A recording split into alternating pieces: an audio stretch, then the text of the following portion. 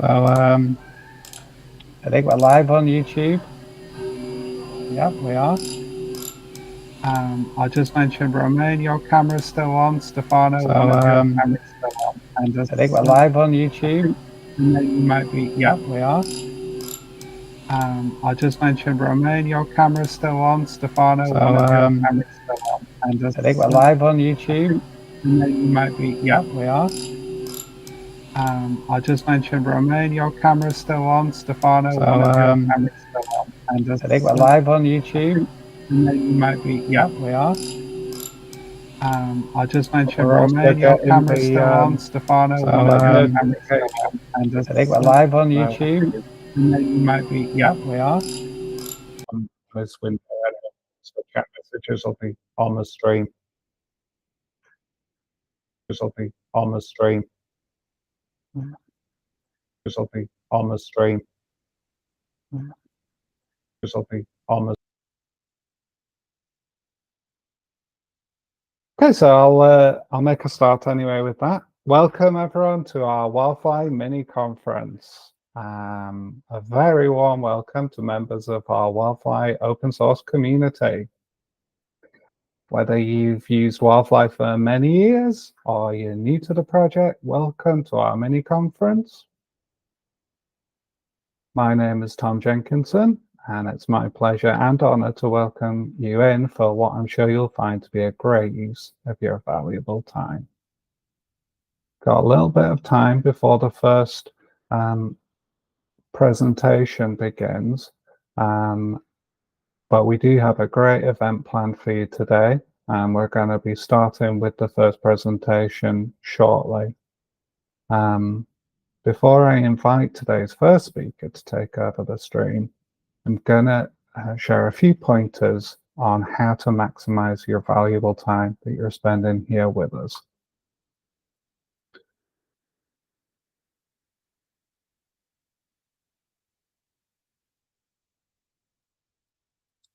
Okay, so I'm going to share a brief overview of what will happen in the next few hours. These are the sessions that we've got planned for you today. Our first session's going to be presented by Harold Pell. Harold is going to talk to us, giving us an introduction on WildFly and how to get started. He's a principal software engineer at Red Hat, and here at Red Hat, he works on the management capabilities of WildFly, and he leads the management console project called HAL. Our second presentation will be about deploying WildFly applications to bare metal and the cloud. This session is going to be presented by Romain Police.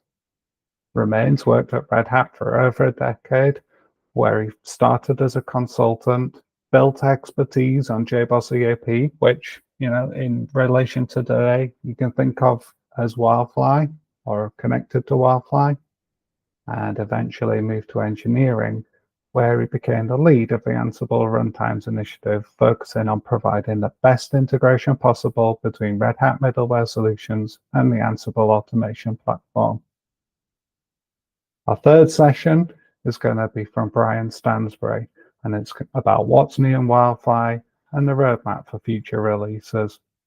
Brian is the project lead for the WildFly project. You may recognize him from Zealot. He's also the principal architect of Red Hat's JBoss EAP. Our last session of the day is from Jean-Francois Denis. Jean-Francois is a principal software engineer at Red Hat. He's involved in WildFly provisioning and tooling. So things like the CLI, bootable jar, OpenShift images, and the topic of his talk, which is WildFly Glow.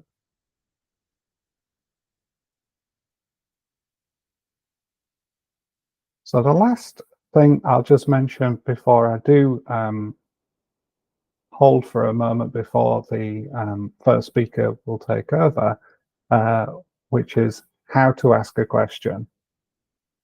Now, what you'll find is that there's a few seconds of latency between what you may not immediately observe, but I can share with you there's a few seconds of latency between when the speaker talks and when that is broadcast to the room.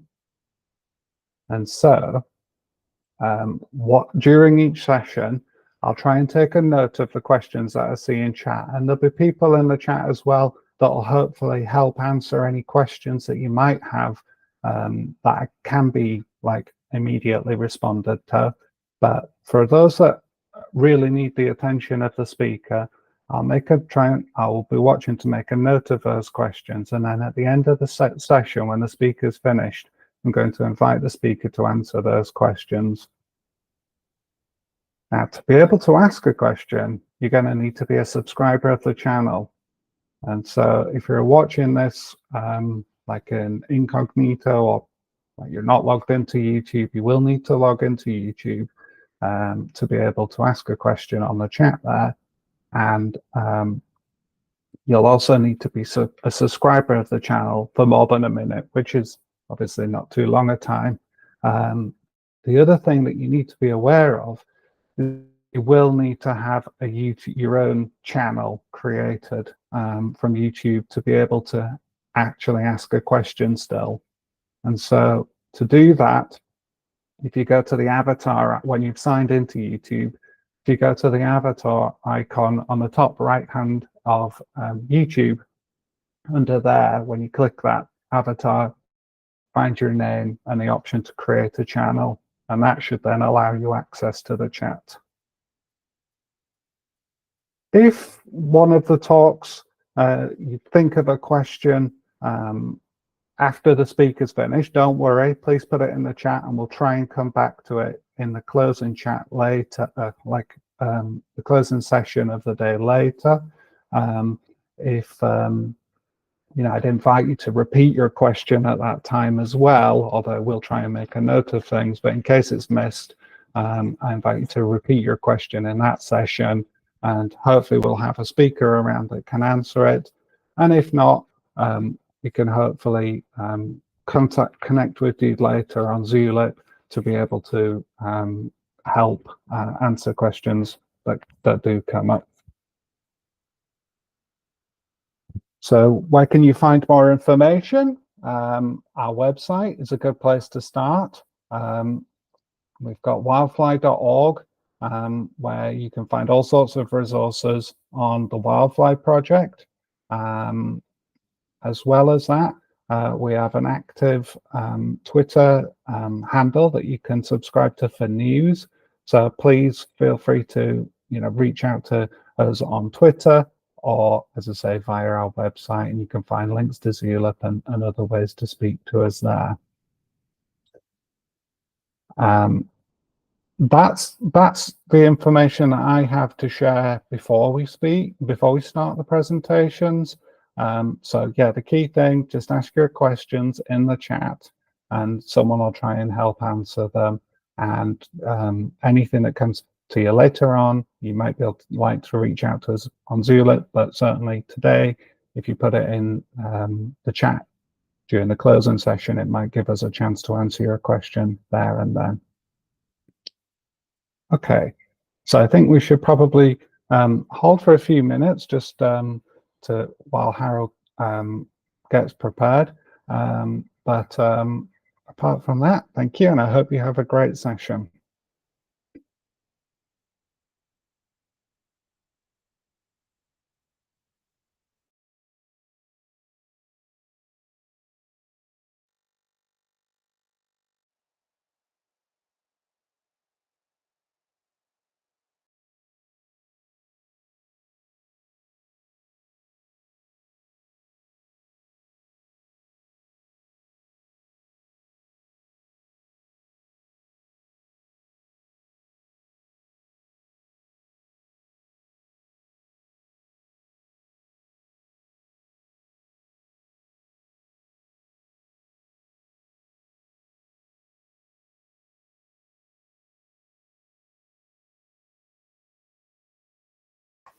I've also got the YouTube chat open.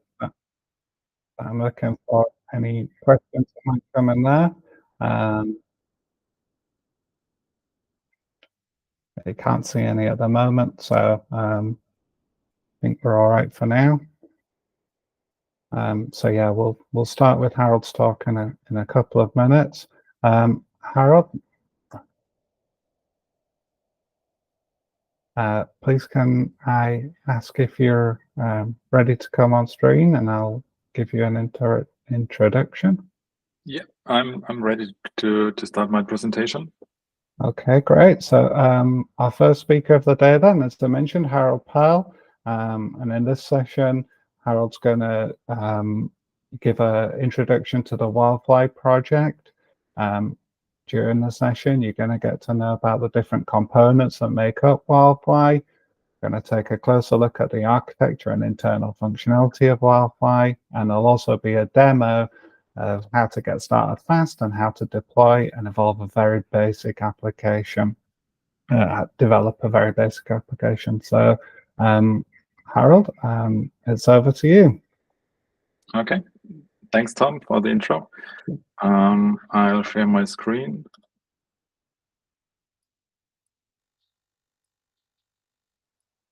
So, yeah, welcome again to my talk and my presentation, which is an introduction into WildFly, and which also includes a demo how to get started fast with WildFly. So, yeah, my name is Harald Pehl. I work at Red Hat as an engineer, and I started working on WildFly back in 2012. So, my main role in the WildFly team is that I work on the management capabilities of WildFly. And in special, I'm the component lead of the management console, which is also known as HAL. In my talk, I would like to give a quick introduction into WildFly, talk a little bit about the basic concepts, show how you can configure WildFly, what you can do with it. And the main part should be a demo, how to get started fast. So this is something we recently added to WildFly. Not only to just download the zip and unzip it and start the server, but start actually with an application in mind, and then start with the application, and then yeah, deploy that application to a provision server. And I'll show you that in a code demo, and then we try to evolve the application a little bit, change it, and see how that goes.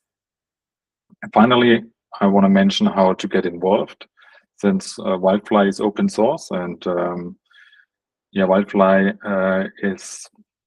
depends on contributions from you, from the community. So I want to give a quick introduction how to get involved, what you can do, how you can contribute, and say, yeah, it's fun to contribute. So don't be shy.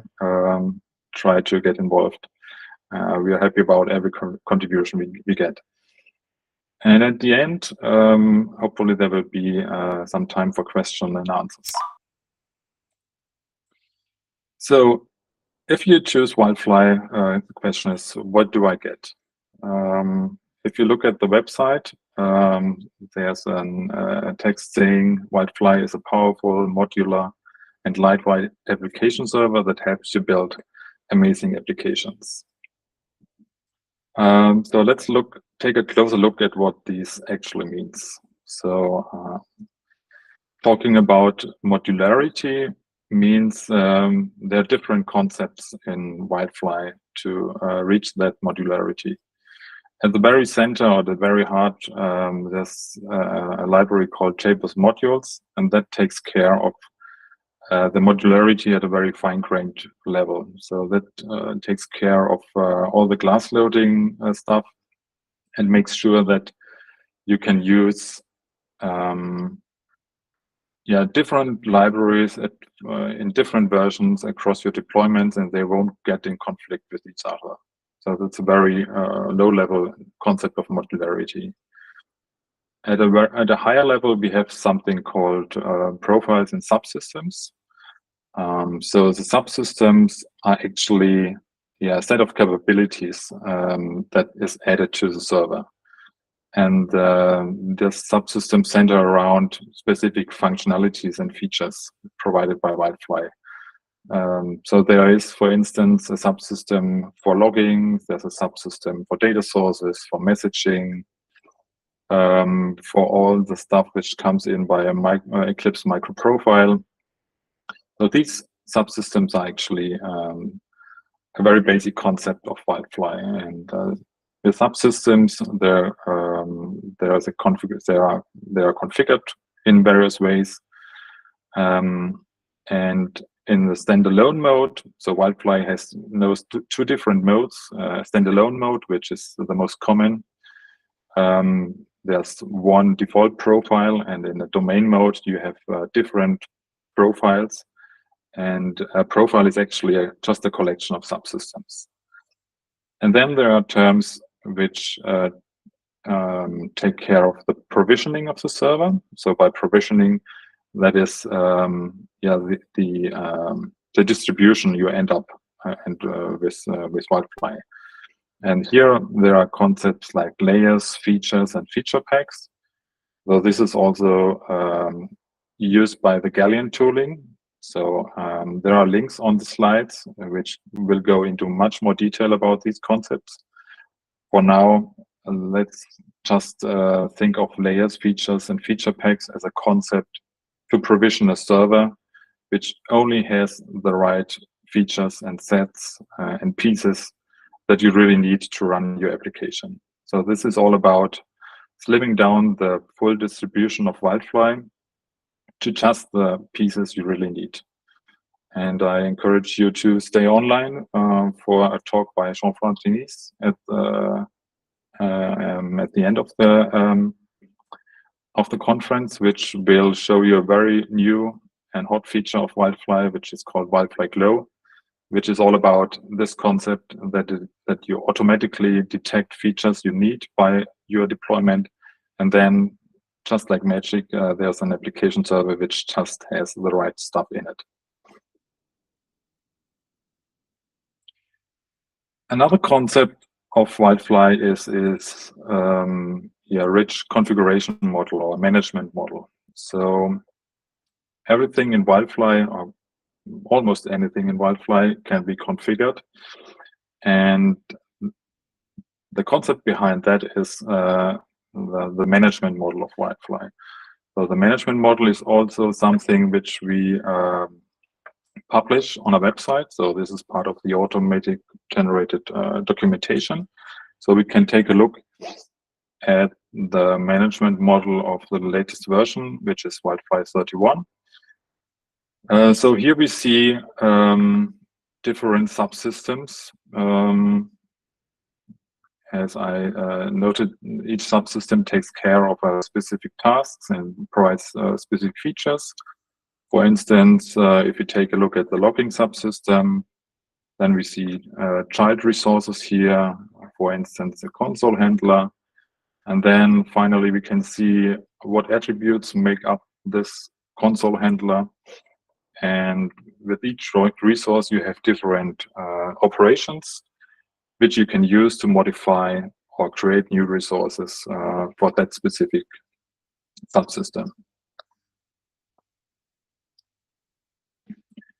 And this management model is the basic for configuring WildFly. So there's a management interface which you can use to configure your server. And then there are different ways to actually configure that. Either you use just a plain XML file, or you can use the CLI. You have a management console. You also could use YAML. We have a REST API, also a Java API, which you can use to programmatically manage your server. And there's a JMX interface as well. So in the next few slides, I will just show a few quick examples how you can, for instance, change the debug level or the log level of the console handler. So here you see a snippet which is a part of the standard configuration file. So you can just open that file in an editor, change the necessary flags, and then save it, and then you're done. The same can be reached by using the CLI. So you open the CLI in the console in the shell, connect to your server, and then you need to give the path to the resource you want to work with. In that case, that's subsystem equals logging / console handler equals console, and then you have various operations that you can use to modify that resource. Here we see we use the write attribute operation to again to change the log level to debug. And of course, you have the management console, which is a graphical user interface, and which gives you access to almost anything in the server. So here we see a screenshot of changing that log level again in the console handler resource, and you can actually edit any resource which is available in the management model using the console. And finally, another way to work with the configuration or with the management model is using small YAML files. So this is a feature which might not be known by everybody.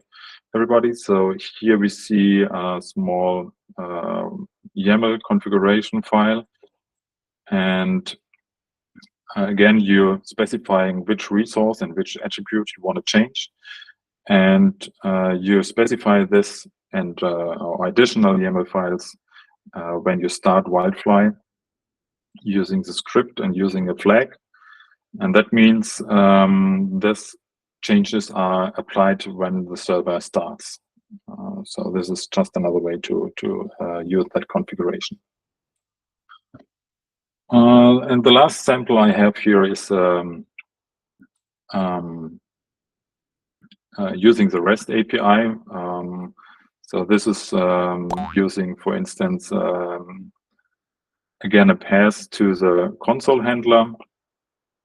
So the path to the resource translates here to a path in the URL, and then you can specify your operation you want to use. In that case, it's a read resource operation, and with the read omitted here.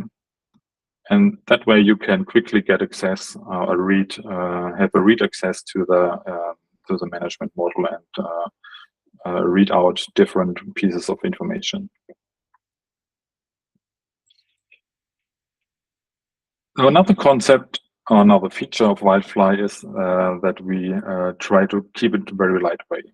So that means that we provision the server in a way that it's just enough app server which is needed by your specific deployment. So this is a core concept of the provisioning, and this means that WildFly doesn't need to pass config files or load classes that aren't used at the end. So if you don't have messaging or don't need and use messaging, that won't be loaded or passed or even eat up some memory. And this in turn results to very fast startup times and of course to a low memory consumption. So this is a main goal behind the provisioning concepts used in WildFly. The management interfaces we saw in the slides I just showed are all stateless. So that means there's nothing like sessions which need to be kept up or a memory which is necessary to use that management interface. So this applies to both the CLI and the management console. They're both stateless and won't consume much resources. And finally, WildFly has always been keen to apply to standards, and then is also will apply to standards in the future, of course. So that means right now for the recent version, which is WildFly 31, We support Java 11, 17, and 21. Though Brian Stansbury will go into much more detail about that in his talk. I just want to mention that we support these Java versions. We currently support Jakarta E and Eclipse Microprofile 6.1. Not fully in terms of microprofile. The metrics aren't supported yet, or are not supported. But apart from that, we fully support these specifications. Okay, so that leads us to my main goal of the demo, to show you how you really can get started really fast. So the things I show now are also available on the wildfly.org website. So the link is here on the slides. So here's a quick tutorial how to get started fast. And I would just want to show you that in a live demo. The only requisite you need is you need to have Java and Maven on your machine. And with that, you're ready to go. So let's switch over to the terminal. So what we start with is we will use an archetype, which, or more precisely, the archetype WildFly getting started archetype. Though if you start Maven with that archetype, this will create a small sample application. And this sample application will contain a single REST endpoint. It has an index HTML file in it, some CSS files to make it look pretty. And yeah, it comes with reasonable defaults. So let's accept just the defaults here. And this will give us a folder getting started. And if we take a look inside, we see there's an POM XML. So you need Maven, of course, to build that. And if we take a closer look to the sources which I generated, we will see there is an endpoint, an JAX-RS endpoint. There's a sample service. Then you see we have an index HTML. And in addition, we have some integration tests or some unit tests, which will make sure that everything works correctly. So let's build the application by calling Maven package.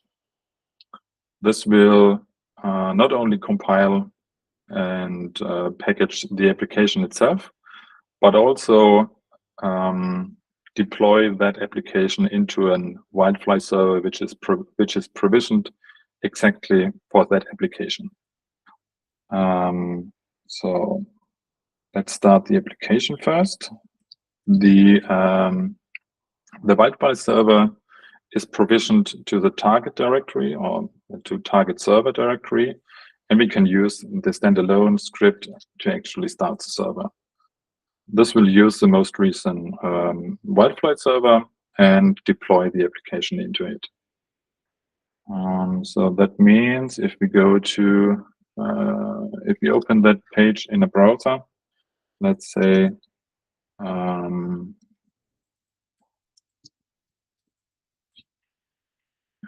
something like that. So here we see the application is running, and the endpoint just gives us on the web page we see an input field, and we can type in a name. And if we say hello, the endpoint will return with an hello WildFly conference. So there's not much behind it, but it is a fully functional application. And for now, we can stop that and yeah, take a closer look at the WildFly server, for instance. So if we take a look to the size of the server, we see we just end up with roughly 130 megabytes, and that is roughly half the size of the full WildFly distribution. So here we already see the advantages of the provisioning. So in our application, we have a simple REST endpoint. We have CDI. We have the web capabilities. So that means only this is needed by the server, and only this ends up in the server actually.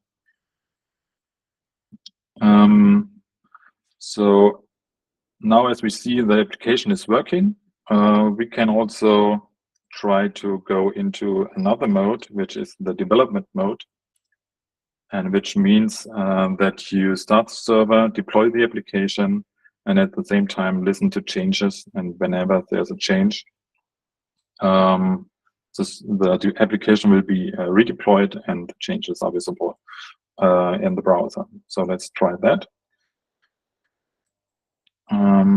Let's open the application in an IDE.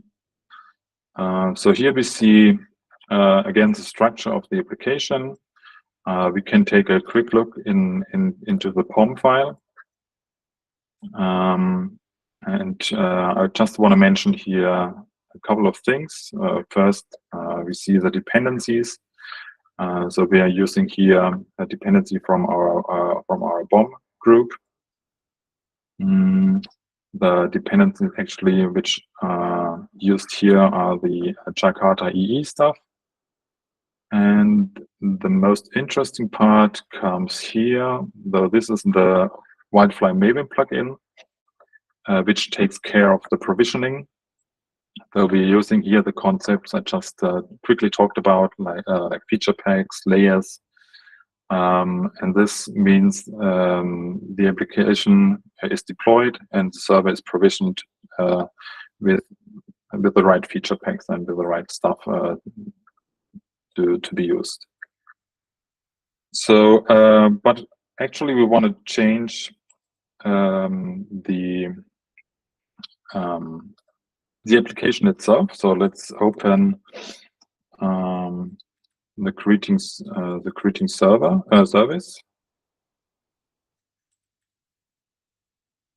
So we have a class called Getting Started Service, and this is responsible actually for returning for doing our business logic. So which is very simple here, of course, but we can change that to return an uppercase name. And if I go back to the terminal, I will see the changes are detected and the application is reloaded. And to make sure it really works, we can go again to the web page and say hello again. And this time it should be all uppercase.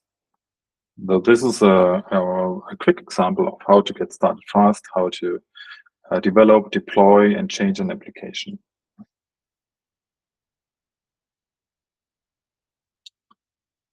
Okay, so let's go back to the presentation.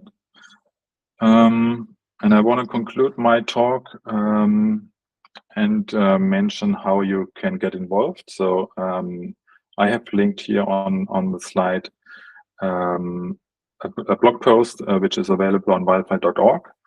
And this goes into much more detail how to get involved, but I just want to mention here the basic steps.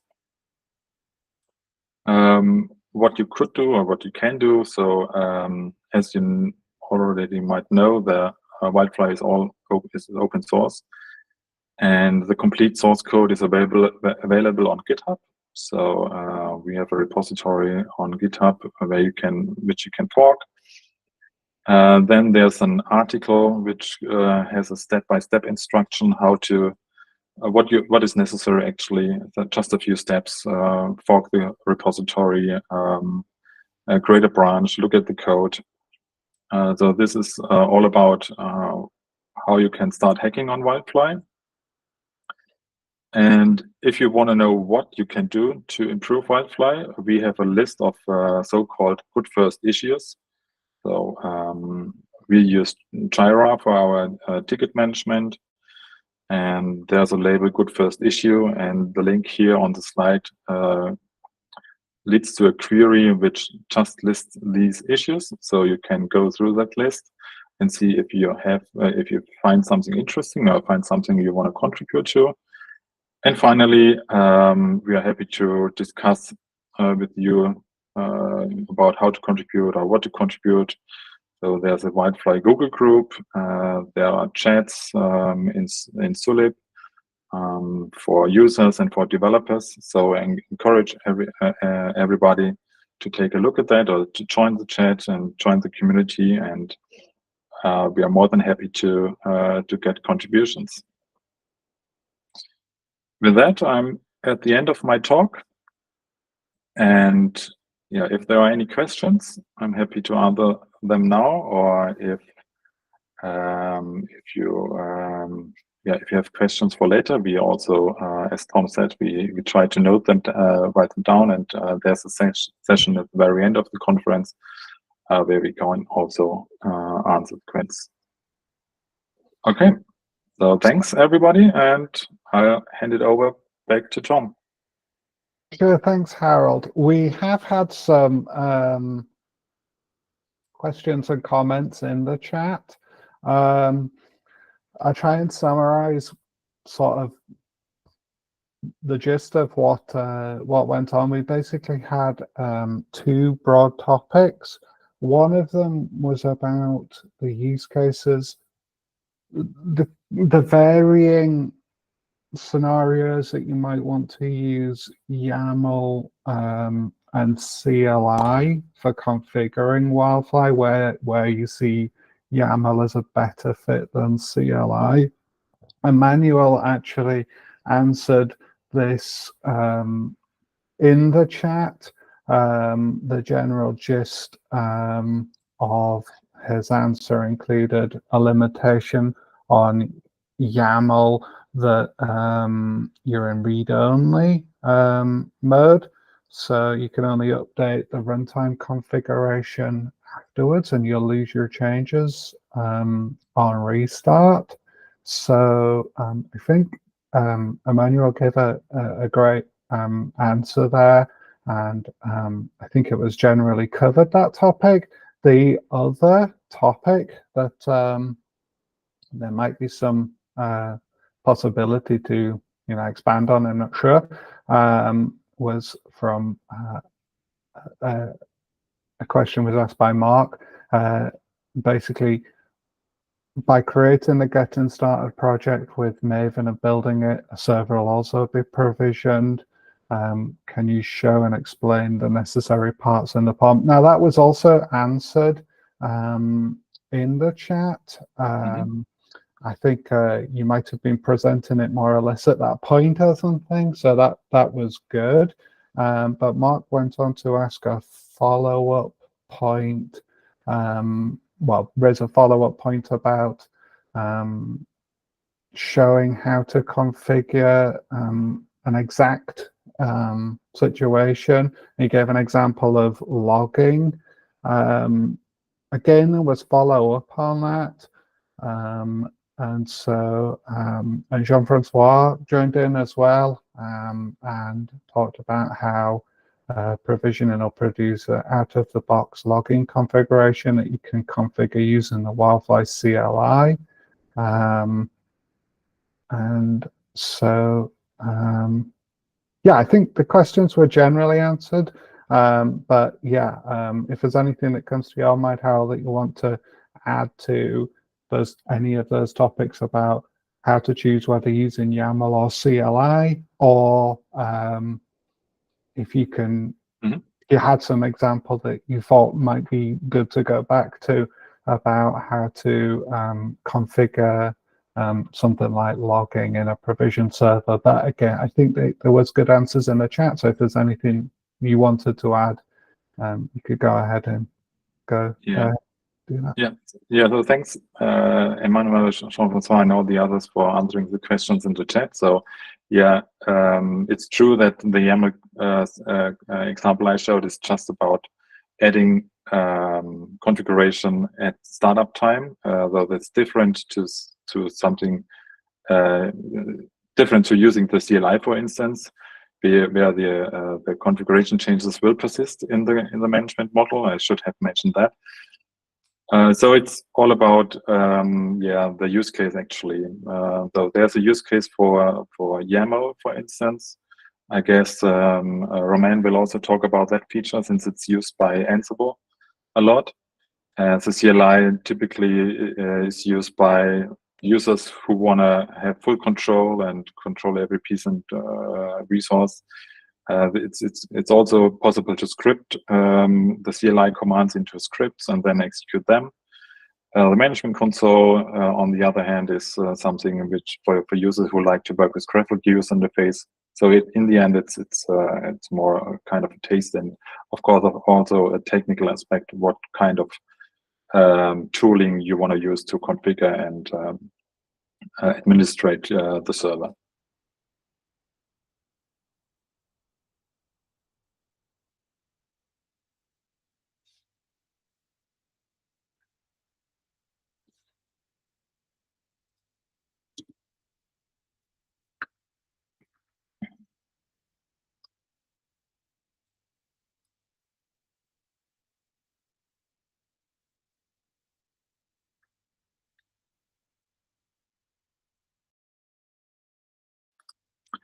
Tom, I think you're muted. Sorry, I was saying I think that the chat has like stabilized basically, and I was also saying I think you can stop sharing. So that's good. Okay, cool. Well, thank you very much, Harold. So I'll invite you to turn your camera off then, and we're a little bit ahead of time. I don't know, Romain, if you're ready to go now or whether you want a brief pause before you'd like to start. It's up to you.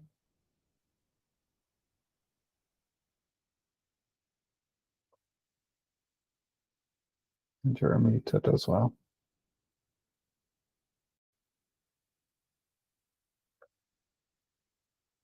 Oh, sorry, I was muted, right? Yes, yeah, you are. I was, yeah. So I had a speech on my own. No, I was saying we said on the program we start at 4 for my talk. I think we should wait for 4 o'clock because if people are coming just for my talk, they might be, like me. Oh, yeah, that's fine. So we can have a brief break then. I don't have any material prepared or an instrument to play, so I think I'll just. I said on Monday there is a missing feature of streaming tools where you can put like some kind of elevator music things like like we need this feature. Yeah. Well, I can invite you to continue that 2-minute repetition for the next 15 minutes if you like. It worked well. No, I gave all I can here. Like I'm no, I'm done. Okay. Well. Yeah.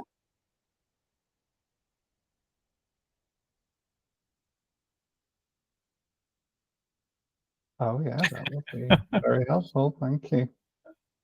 Well, there is one thing I can do right away because there was a bit of discussion about when do you use YAML config and when do you use XML and when do you use CLI.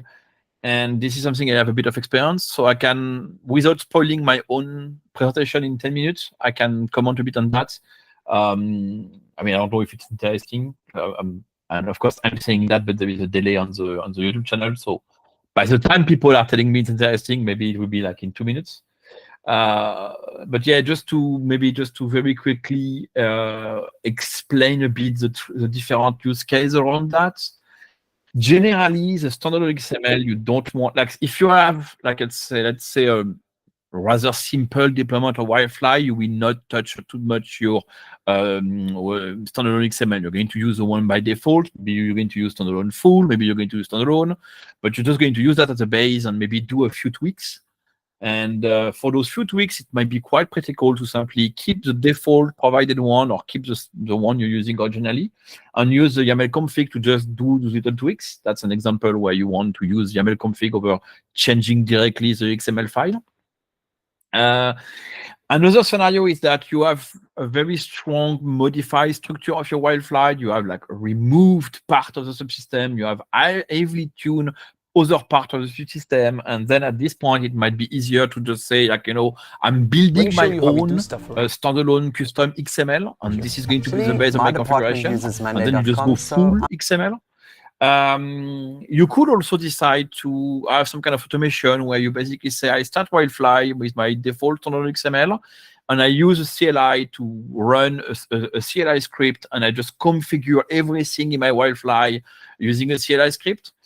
Yeah, that's an option. That's an option that I would not recommend, but I actually know a customer who does that using Ansible. Like, he has wrapped a lot of CLI script to basically customize its Wi-Fi. It's working. It's not a bad approach. It's just that you end up having a lot of scripting to manage. One of the issues of the CLI is that the CLI is not idempotent, which is quite important when you do automation. Basically, it means that when you fire a request with a CLI, it's like, it can be a read request, like, oh, I'm reading something, or it can be a request that modifies the configuration.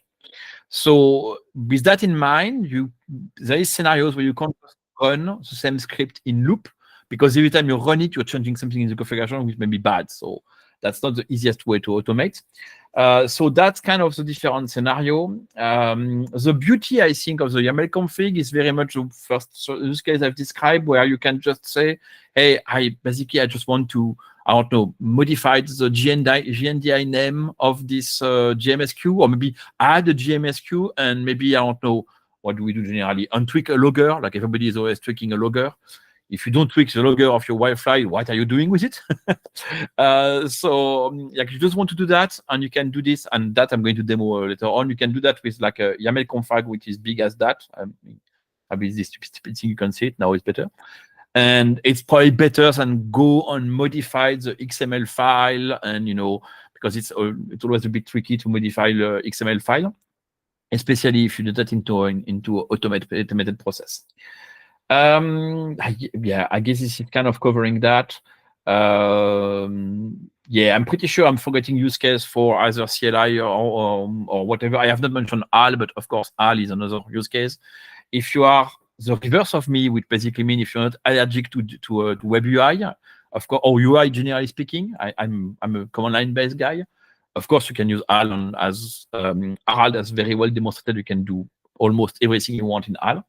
And yep, that's basically it. So I hope it's answering your question. If it's not, please let me know in the YouTube chat. I will know that in 2 minutes.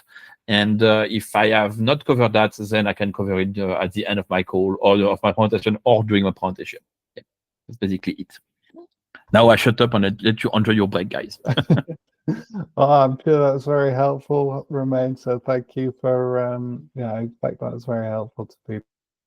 Thank you for sharing that. And yeah, I guess if you want to turn your camera off, I'll go ahead and do the same, and we'll come back on the hour. Thank you. Well, depending on your time zones.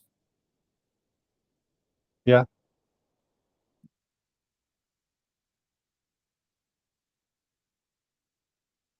Oh yeah, that's.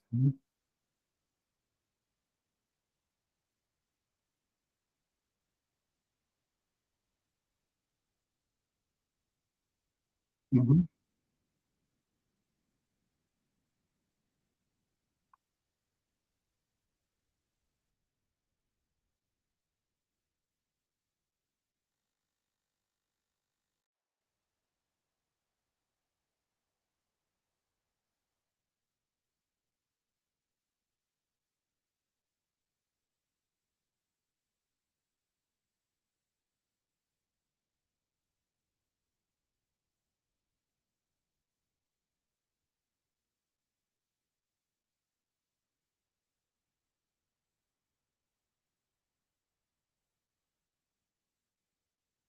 Hi, my name is Farah Juma, and I lead an open source project called the WildFly Electron project.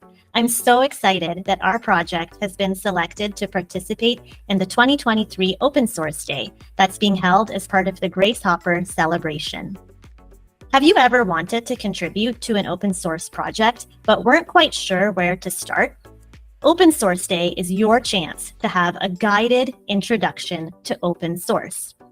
This year, we have an amazing lineup of project representatives and mentors who will be guiding you through making contributions to the WildFly Elytron project. They'll be helping you to choose and work on issues, and will be happy to help answer any questions that you might have. They'll also be able to assist with setting up your developer environment and with submitting your pull requests. Over the next couple weeks, we'll be sharing some more videos, so you'll get to meet our WildFly Elytron project representatives and mentors who will be joining you at Open Source Day. Stay tuned for that to find out why they're looking forward to Open Source Day and why you should come join us on the WildFly Elytron project. In the meantime, if you'd like to learn more about our project, feel free to check out the links in the description down below. On September 22nd, let's pave the way forward and move the needle on diversity and open source together.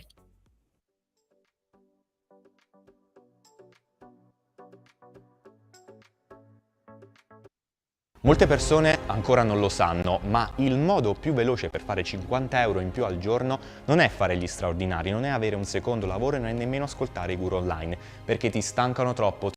Hello, my name is Diana Krepinska, and I am very excited to join you as a project representative for the WildFly Elytron project at the 2023 Open Source Day that is taking place as part of the Grace Hopper celebration.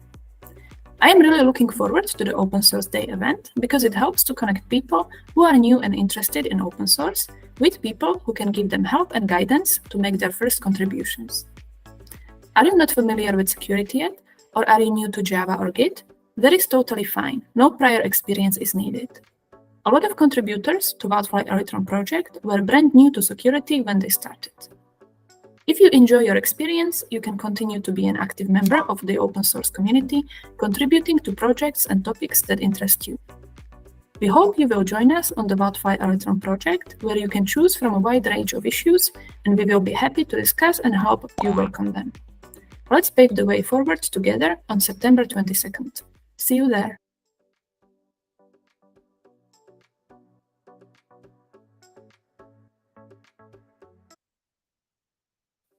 Hi, my name is Prathana Paul, and I'm so excited to join you as a mentor for the WildFly Elytron project at the 2023 Open Source Day, which is taking place as a part of the Grace Hopper celebration. Open Source Day is a great event because it allows people like you who are interested in open source to learn about and contribute to different open source projects. It allows you to connect with mentors like myself so you can ask questions and learn more about the projects. And the best part is that your journey does not have to end here.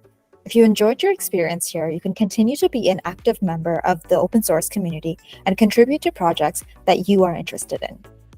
Open Source Day is your chance to contribute to meaningful projects while also honing your skills. Have you been wanting to learn more about Java? Or do you have questions about Git or Maven? Our WildFly Elytron project reps and mentors will be available all day to discuss these concepts with you and answer your questions. We can also help you set up your environment and show you how to create nicely formatted pull requests.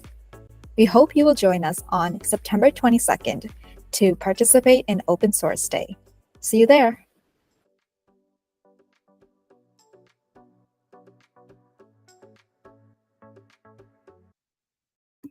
Hi, my name is Sonia Zaldana, and I'm so excited to join you as a mentor for the WildFly Elytron project at the 2023 Open Source Day. I think Open Source Day is a great event because it's a place where experts and beginners alike can come together for a joint passion for open source software. Our project, WildFly Elytron, is the security framework used to secure apps that are deployed to the WildFly application server. While this might sound daunting, if you've been meaning to contribute to a project with high impact end users, such as banks, retail stores, and governments, to name a few, our project is the perfect starting place. We prepared tons of good first issues for first-time contributors, and we're happy to help. On September 22nd, come join us at WildFly Elytron, and let's pave the way forward on open source together.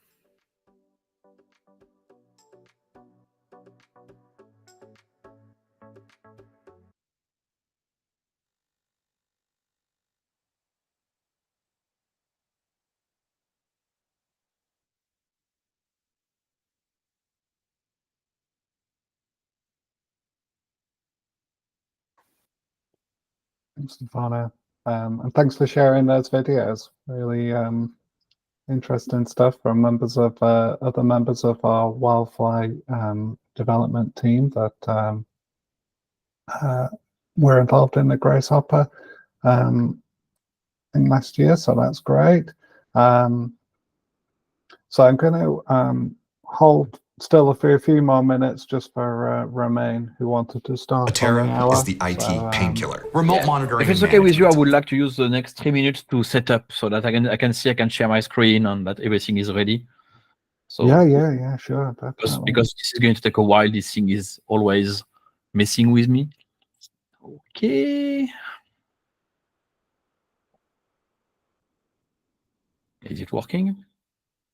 So, yeah, something's coming through. Yeah. Actually working, so fine. For once, it worked. Out of the box. Up.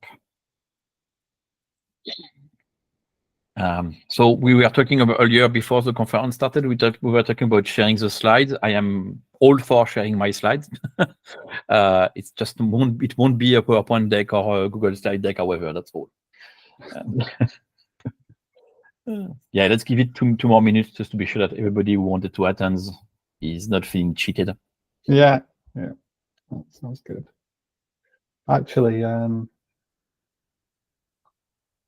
trying to work out how the latency works. Like, do you need to start late or early to start on time? That's a very good point. I do need to start a bit late, I think, because there is like a 30-second delay or 1 minute delay between. Probably that means you need to start 30 seconds early, doesn't it? Oh no, oh gosh, yeah, I'm so bad. Well, definitely I need to start not on time. That is definitely said, but like, is it earlier or is it later? Is there a delay? No, you're right. If there a delay, I should start early. So I should actually start like more or less now. Can we give it 1 more minute? Yeah, sure. I think we can just wait for like the time that we would think of it as on the hour. Yeah. Yes, exactly. Tech people can't do maths. Yes, that's why we are software engineer, because we can't do math. We use the computer to do it. Like, if we are doing math, we'll be doing literally any other kind of job. At least for me. Okay, I think now should be the right time to start. So okay, I'll just introduce the topic then. So we've got Romain, who's going to be talking to us about Romain Police, who's going to be talking about deploying WildFly applications to bare metal in the cloud. In the session, we're going to see how Ansible can help deploy, configure, manage, and maintain up-to-date WildFly on any platform, from bare metal to VM and even clouds. We'll deal with day one tasks in fully automated fashion, but also cover how to keep the system running after the initial deployment, so day 2 of things. So with that said then, over to you, Romain, and I'll keep track of the chat. And once again, if you have any questions, please put them in chat, and I'll try to either summarize if they do get answered, so Romain's up to speed and can give some feedback, or if they're not questions that are answered in the chat, I'll let you know at the end, Romain. So thank you, and with that, over to you. Thanks a lot. So hi guys, so welcome to my talk about deploying WildFly application on bare metal on the clouds.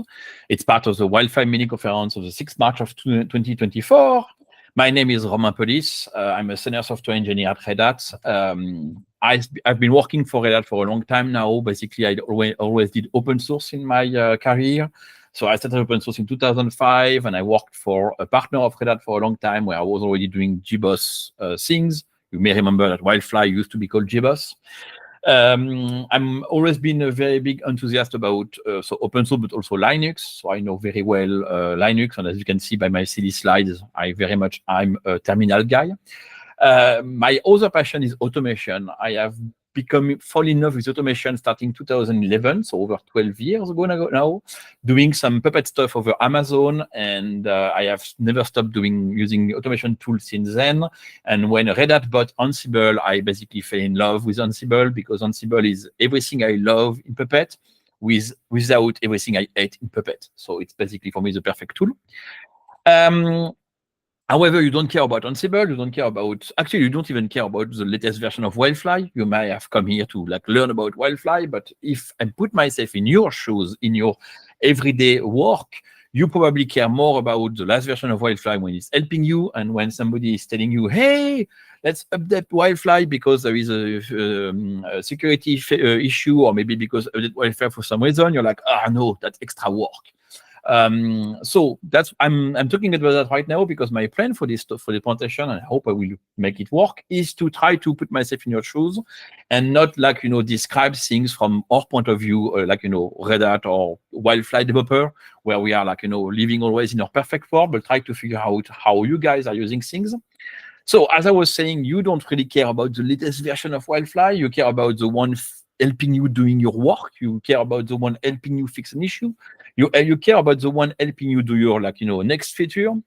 And also another thing that's different from us is that we play a lot with WildFly, how we built it. So we built WildFly and we use a standalone from XML and we run that.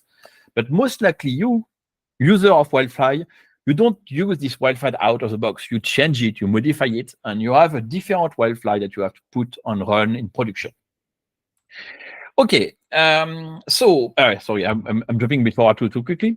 So here's my idea. I'm going to imagine that something like 9 months ago, I joined your team in your organization. And so people arrive telling me, okay, this is how we use WildFly. We use WildFly to deploy this application. It has this configuration, and this is how you do it in the team. So please take this documentation and kind of, set up your environment to work with that. Because I'm French and a developer, I am extremely lazy, so I don't do that because I don't want to use the documentation and having to read it every time I want to set up the stuff. It's too boring. So instead of doing my work, I have spent the next hour Googling how to automate stuff. I know Ansible, I love Ansible, and oh, lucky, there is a guy, actually 2 guys, who did an extension for Ansible for WildFly. I mean, one of the guys is me, obviously, the other one is Guido, but for the sake of the story, let's suppose it's another Roman police. So I'm like, oh, cool. With this extension from Wi-Fi, maybe I can just automate everything, and I don't have to learn this documentation and like learn how to modify my configuration of WildFly and deploy things in it. So why would I pick Ansible? Well, it's not Java. So I know that Java developers love to do everything with Java. Even if they could find a way to write email with Java, they will do it. But it's not Java, but it's still open source. And it's Python, so it's still cross-platform. It's also another cool thing is that it's not really a script or a language because, of course, you can always learn another language, but it's easier when you don't have to. It's basically Ansible is just using like an Ansible, a YAML descriptor, YAML configuration tool. So it's just having like this little very simple syntax, very much describing on a high level what needs to happen. So in this example, we basically say, hey, I want to have a SSHD running. So can you please install SSHD?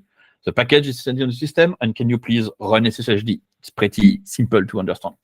And again, not like it's not a scripting language. I love Bash, but if you have ever written Bash script, you know that Bash can be a bit tricky and it is rather complex syntax. Okay, done with the slides, or most of them. Let's switch to the demo. So I told you I'm a lazy developer working in your team. You just explained to me how to set up WildFly the way you want it, and I'm going to automate that. So I told you I'm going to use Ansible.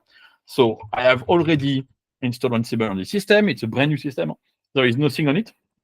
If you want, I'm showing you the history of the command type in the system, so you can very much see it's a very new system. It's completely fresh out of the box. So I'm going to use Ansible, and the first thing I need to do is install the extension I mentioned earlier, the extension for WildFly, because Ansible doesn't have like tooling for WildFly out of the box. So I'm going to install something called a collection. So the word collection may sound weird, especially said by a French guy, which is basically making it sound like another word. But collection is just the way Ansible is describing their extension. So if you create something for Ansible that go on top of everything, you deploy it as a collection. I'm just going to do that, and it's basically going to use, what did I do wrong? Yeah. Better if I don't do a typo. Because of course, demo effect, I did a typo. So it's going to fetch to look at the huge repository of available collection in something called Ansible Galaxy. find that there is a collection for WildFly, install it, and nice thing is going to install the dependencies. So again, I'm talking to Java developer most likely. You all use Maven. This is the equivalent of a Maven Maven install dependencies or a Gradle install dependencies. Okay, so now I have Ansible on my machine. I have my extension. I'm going to do something a bit special here for the sake of the demonstration. I'm going to use the machine I'm on to run Ansible, but also to use as a target for Ansible. Generally, when you use Ansible, which is again an automation tool, you want to use it to set up servers. So you're going to say, like, I have 10 machines or 100 machines, and I run my Ansible on my laptop, and this is going to provision those 100 machines. In this case, I'm going to keep it simple. And as you can see by the inventory file I'm going to use, the targets of my deployment is going to be localhost. So inventory file is something that Ansible needs to know, which system it needs to connect to. It's a very simple syntax, so I don't have to explain that, I guess. Okay, so now I'm ready to automate everything. So normally, if you use Ansible, the first thing you will do is to create a playbook. It's like basically a description of how you want to automate things using Ansible. But thanks to the collection, I don't even need to do that because the collection is coming with a default playbook to install WildFly and do already all the work. So all I will do right now is say, hey, Ansible, can you use this inventory and use the playbook provided by the collection and install WildFly? So boom. It's going to look at the system target system. So again, in our case, localhost, check that everything is there to run WildFly. So it's always going too fast for me. The first thing it's doing is that, obviously, if you want to run WildFly, you need to have Java. So it's checking if Java is here. And in this case, it saw that Java was not here and it installed. Hey, where is it? I missed it. Okay. So it did not install Java because Java was already there, but it checked that Java was there. He also took care of creating a user group, user for WildFly, a group for WildFly. He also saw that we want to deploy by default WildFly in the OPT WildFly folder. So he created the WildFly folder to be sure that it's there.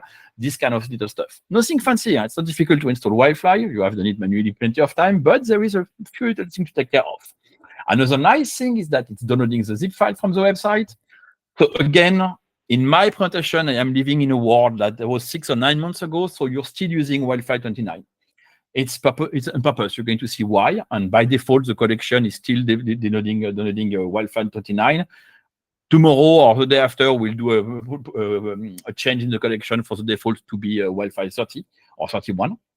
Anyway, so basically it's so downloading the zip file, extracting the zip file in the right folder, and deploying the configuration. So that is an interesting part. You remember in our discussion, the talk last hour, or generally if you use WildFly, that we have a main configuration file called the standalone.xml. What the collection is doing is taking this standalone.xml and copying it in the same folder under the name wildfly.xml. It does that so that you can modify this file later on without changing the provided one, just like a good practice is.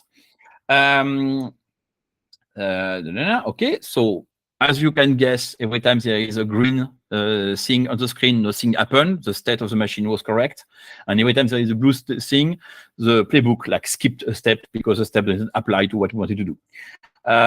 Here we have again a bit of orange, meaning that the playbook did something, and the next thing it did is deployed the descriptor files needed by systemd, because by default the playbook is also integrating WildFly into systemd.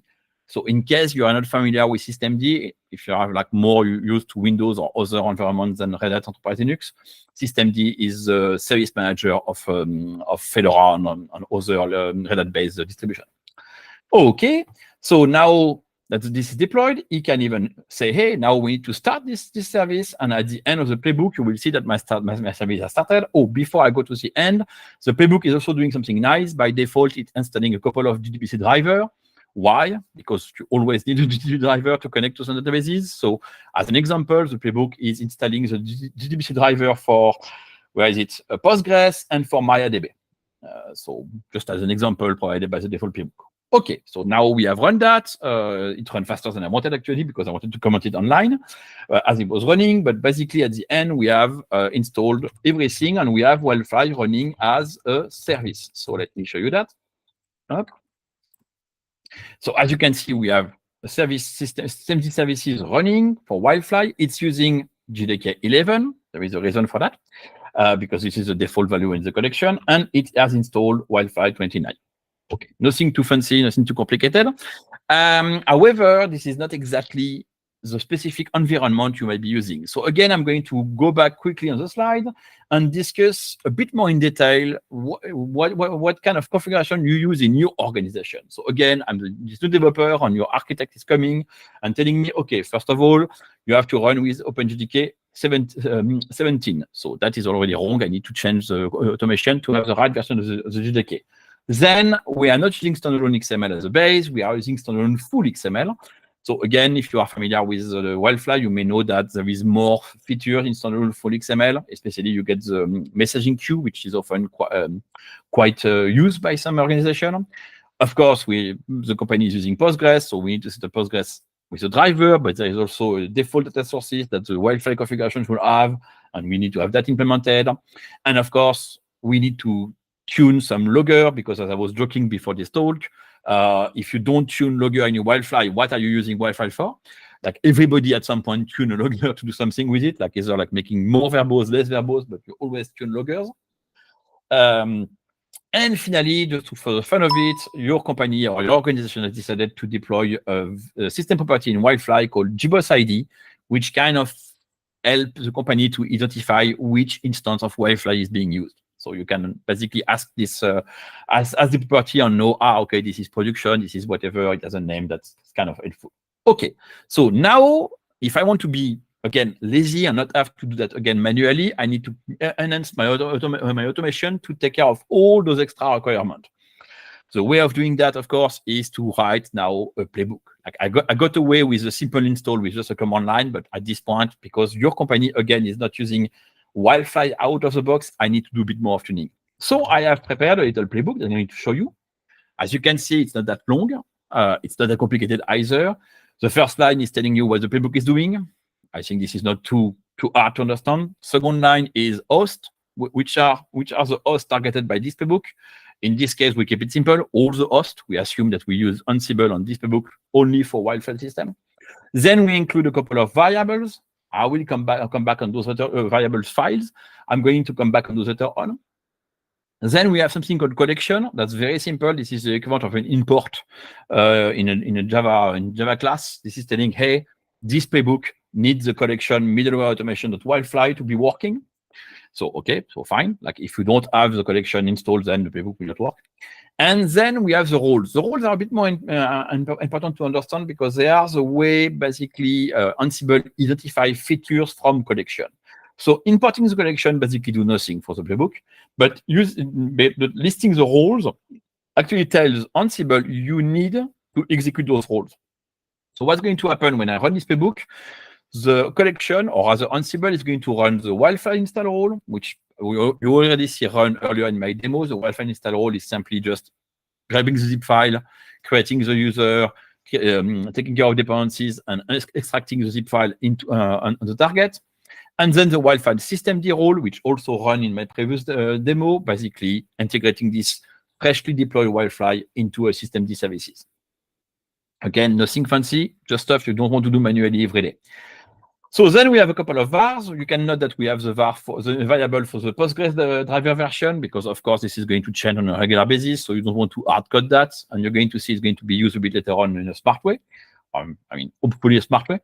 Then more importantly, that's where it's starting to be interesting. You remember that the collection has installed Java JDK 11 for us, OpenJDK 11. It has done that because the variable WildFly Java package name was pointing to the package for the JDK 11. We want to have JDK 17. So here, all we need to do is to say, hey, I override this variable. This variable is now pointing to JDK 17, and boom, the collection will install 17 instead of 11. Another thing we're going to override again from the collection, by default, I told you the collection is taking the standalone.xml file and copying it into wildfly.xml. Well, we don't want to use that. We want to use standalone full. So we're just going to override this one variable, telling, hey, can you please use standalone full as a base for the config? And you're getting your wildfly.xml being created from a copy of the standalone full. Another variable I'm going to put just to make the playbook cleaner and easier to read is the full path to the wildfly.xml, because you can see that the first thing I'm doing in the pre-task is actually removing this file. So first of all, what is the pre-task? The pre-task is a part of the playbook that's going to be run at the very beginning before the roles. So this is why it's important to know about it, because often you're going to use roles in Ansible to do stuff, especially with the WildFly collection. And if you need to do something before those roles, it needs to happen in pre-task. So in pre-task, what we do, we just say, hey, there is a file called wildfly.xml living here. And before we run the playbook, we want it to be removed. Because why? Because if we keep it in place, when the collection is going to run, it's going to see that there is a wildfly.xml and not do anything because the file is already there. And we want it. We want the collection to change what I have already deployed and to deploy the wildfly.xml based on the standalone full.xml. Okay. Then we do something in task. So task is actually the beginning of the playbook. Task is going to be executed once the role are executed. So pre-task is happening before the role and task after the role. So at this point, we have installed WildFly, and WildFly is running as a systemd services. Now we can install driver, and we just need to install Postgres. So we just configured everything for Postgres. You can see that we use the Postgres version number here so that we, download the right jar and that the module has the right name and everything is configured like that. This is done by a playbook provided by the collection called WildFly Driver, which is just taking the few information you need about a driver and automating the, let's download the jar, create the subfolder, create the XML descriptor for the collection, blah, blah, blah, and for the driver, and go and connect to the WildFly server running and activate the driver. So that's all entirely automated by that, so you don't have to do it manually. Again, it's nice. Okay. Yes, not jumping too quickly. Now you may remember something about the requirement I mentioned. We talk about configuring the subsystem. We talk about having a data sources, not only driver, but the data sources. And we talk about putting a property, okay? This is not covered by this playbook. However, it is still going to be taken care of by the collection because in one of those variable files upstairs, we have configured the use of something that Harald mentioned, which is the YAML config. So there is something called the YAML config that you had to enable until a recent version. So I'm still enabling it in my playbook, but apparently I could skip that. And this feature is very cool for us, and this is why we use it mostly with Ansible, because it provides a way to, in an idempotent fashion, interact with the subsystem of WildFly. How it's going to work is that when the server is booting, it's going to read the configuration file provided for the YAML config and apply those changes if needed to on the configuration. So we start with a very standard configuration, like in our case, wildfly.xml is basically a copy of the standalone full.xml. And we start with that, and at the boot, the server is going to look at the wildfly.xml, compare to the change we have requested through the YAML config, and basically apply those to the running configuration. So this is why if you use the YAML config, and you actually go and look in the wildfly.xml, the wildfly.xml or the standard XML you're using is not reflecting the actual configuration because you have to do the sum with the modification of the YAML config. It was, I hope it's clear. It's more complicated the way I describe it than it actually is. Okay, so we're going to use the YAML config and we're going to deploy two files for the YAML config, the WildFly config file and the data source file. Before I go further, you might notice that there is a .g2 here. That means it's a Jinja template. So those are not exactly, at this point, they are not exactly YAML descriptor. They are actually something called Jinja template, which is a file that Ansible will use as a template to create the file on the target system. So let's look at the WildFly config first. And of course, yeah. So here we are. WildFly configuration, system properties. So this is the YAML config. I was mentioning again before the talk, during the break, I was mentioning that if you use YAML config, you have a very, very small piece of code to describe the change you may need to have on the standard XML you're using. So in this case, we are implementing two requirements from your organization. First, GBoss ID. So we need to have a system property called GBoss ID available in the WildFly system, and the logger, because again, as I joke, you always need to tweak your logger. So in this case, we want the com.Arjuna logger to have a level of error. So if Arjuna is complaining about anything, we ignore it. If it's error, we start logging it. You can notice here that there is something a bit weird that is not like regular DMR or CLI stuff, and that will not work if you write that directly into a GBoss configuration. That's the part where it's a template. this is the syntax used by Ansible, or rather Jinja, to say, okay, this needs to be replaced by a variable. So in this case, Ansible is going to look at its variable, and if it's happened to have a gboss ID variable, this value is going to be used here. If there is no gboss ID variable, whether it's empty or whether the variable isn't defined, then it's going to use the default value of instance. So when I'm going to run my playbook in a few instances, we can expect that at the end, the gboss ID property will be instance. We have the value instance. Okay, let's look at the second file. So second file is data source. So data sources. This one is a bit bigger. This is why I didn't split my screen. So here we are very much documenting everything we need to have for our data sources. So of course, again, we are specifying that we need a Postgres driver. In fact, because we already use the WildFly driver module, this is already taken care of. But we also need to declare the data sources. So here we say, hey, we need the data sources. It's going to be called address book.ds. It's going to have this GNDI name value, this mean pool size value, and so on and so on. So just to show you the whole file, there is a few more information here, but nothing fancy. I completely forgot to ask if people could read my terminal, but I expect that by now somebody will have complained, and I can read it on the screen. So I hope it's working fine for everybody. Yeah, it's very clear, Romain. Don't worry. Cool, thanks. So now I'm going to run the playbook, because I've been dangling about that for a long time already. So let's run the playbook. Here you have your so same command as before, Ansible playbook and the inventory. Again, it's not rocket science. And we run the demo playbook. And the demo playbook is going to look at the configuration we already have, because we already installed with the WildFly 29 based on the default parameter of the collection. And now the playbook is realizing that, oh, whatever is installed is not conformed to what I need. So I'm going to do some change. First thing, as you can see, is there is a change here, because guess what? Now we have to install OpenJDK 17. And that's the first change. Another change is going to happen later on here. Here we deploy the configuration. Why? Because we remove the WildFly.xml configuration, and now we want to deploy a new configuration based on the standalone full XML. So this is also a change, blah, blah, blah. The rest is already okay.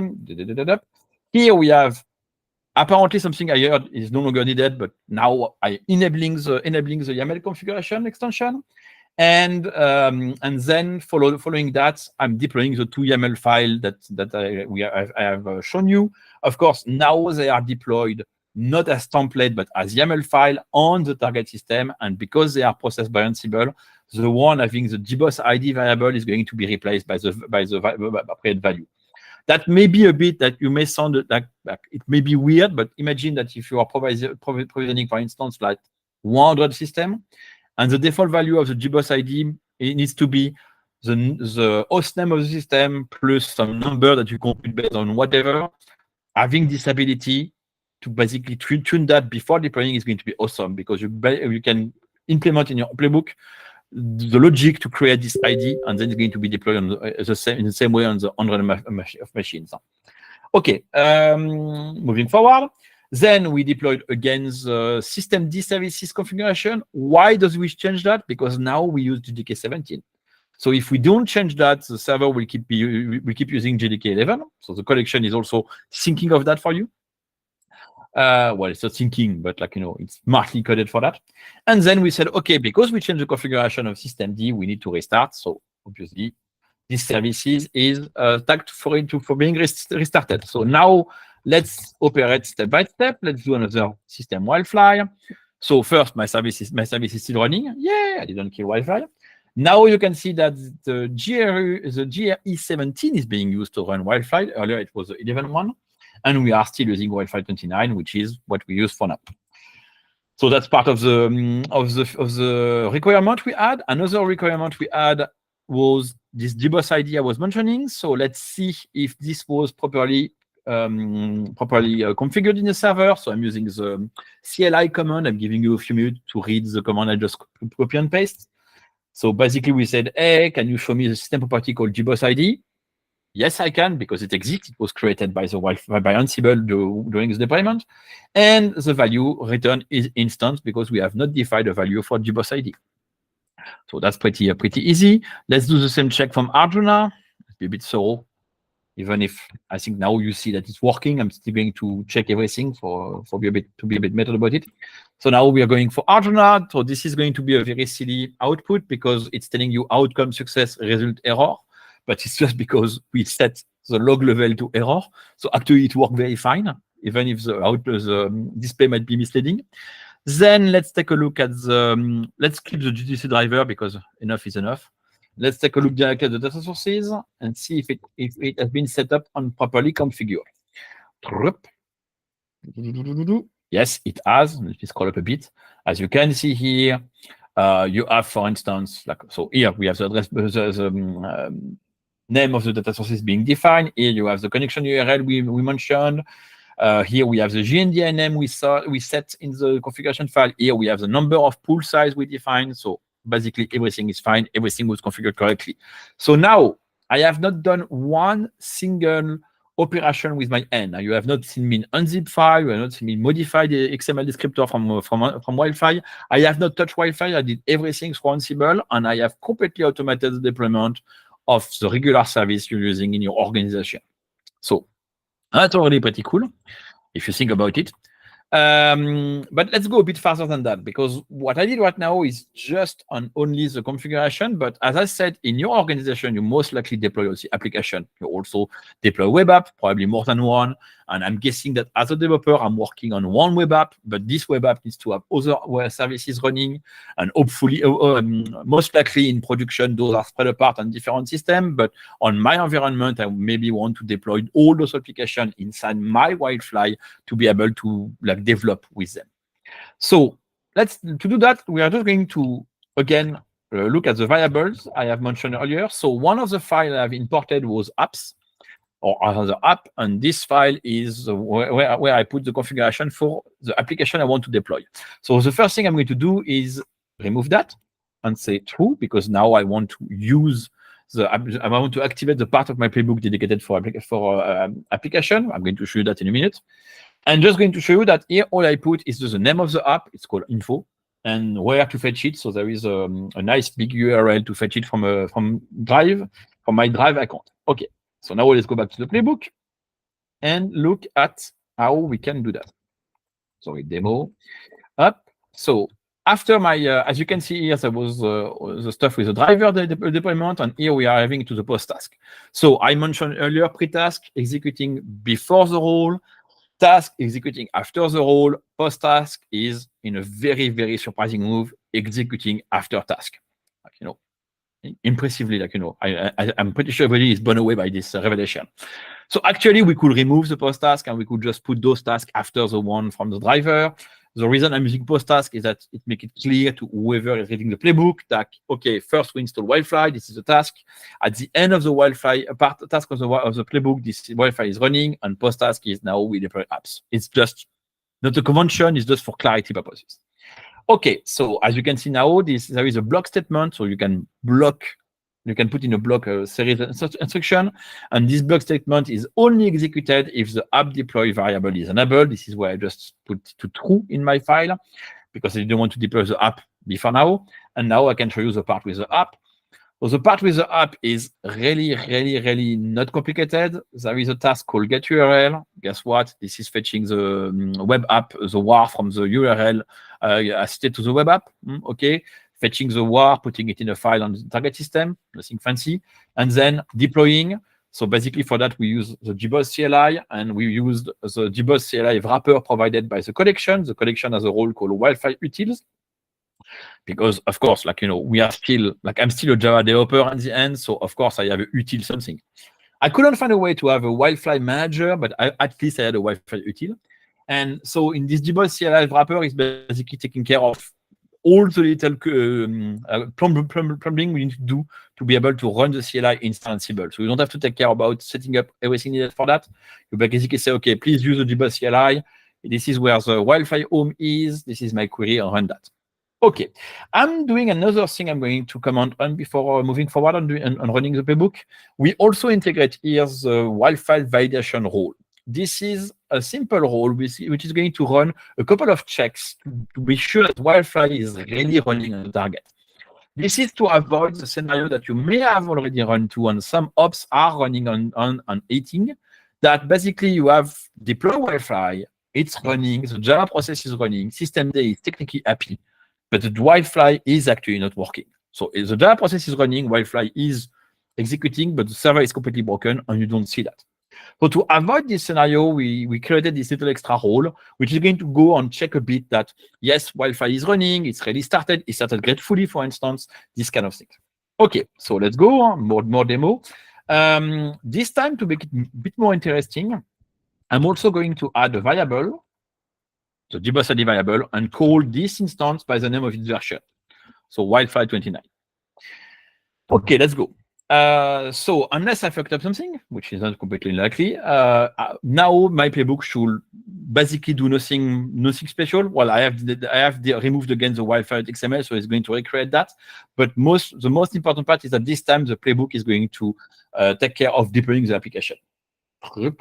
So doing the same thing. Most of this is green on blue. So here, this has changed because I have given a value to the dbus ID, and you can see that the other one hasn't been modified because the other one is already correct. Here we are saying, okay, we changed the WildFly configuration. We need to restart it. So it's going to restart. Now we are doing the validation part. So the validation part is, for instance, doing some very simple stuff like checking that the port 8080 is open, checking that, where is it? Checking that the server was gracefully restarted. I always look for this one. Yes, here. So we run a SQL query, start gracefully. So we ask the server, hey, did you start properly? And the server is saying yes. It's nice. And stuff like that. Arriving here. So now we did all our change. I'm not going to show you again that, we have all the configuration we want. We already lost time on that last time. Let's do just a curl and access my silly app. So my silly app is very silly. I don't expect anything fancy out of it. Actually, lower, very low your expectation. Yay! So my silly app is basically returning a string saying, hey, look, I'm a cool super app deployed by Ansible. That's not very interesting. What's interesting is this thing. Here, as you can see, my app is looking up for the system property inside WildFly and printing the value. And because I put the dbus ID value this time on it, we have the value I put in my script. Okay, so that's pretty cool. We have deployed the app, we have deployed the configuration. Now, as a developer, I can be extremely lazy. Every time somebody is asking me to, can you reinstall your environment, your development environment? For some reason, I can do it. And if there is something wrong in my environment, like I don't know, something will be fucked up, I can just delete everything and run my playbook again. That's nice, but as I said, I joined the team 9 months ago, so we were still using WildFly 29, and now, of course, we want to use the latest version, right? So what would be nice is to run this playbook and update my WildFly to be running the latest version, which we're going to do very easily.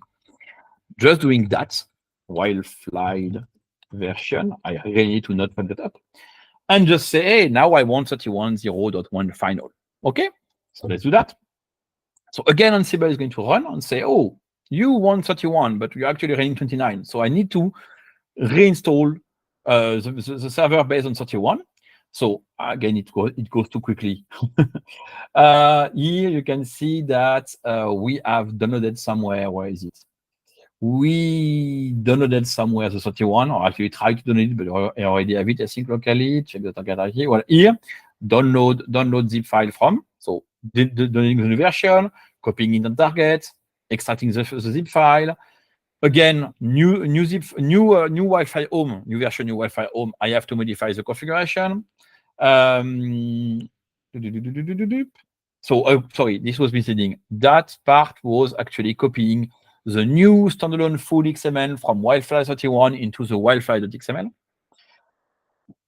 Okay, what's next? Here, enabling the YAML extension. Here again, deploying those things. So this is a new WildFly home. So it's deploying the two files because this file, WildFly home, does not have inside this directory layout the YAML config file. So it's both deployed for the first time. Okay, here we tweak again the systemd services. We had the systemd services running with WildFly 29. We need to change the configuration, so it's use the WildFly 31. Blah blah blah. So deploy the configuration. Again, we deployed again our driver. Why do we deploy again our driver? Again, we have unzipped a new WildFly. So the module we created and configured for WildFly 29 is not on this new folder, so we need to recreate it. And of course, we deploy again the app.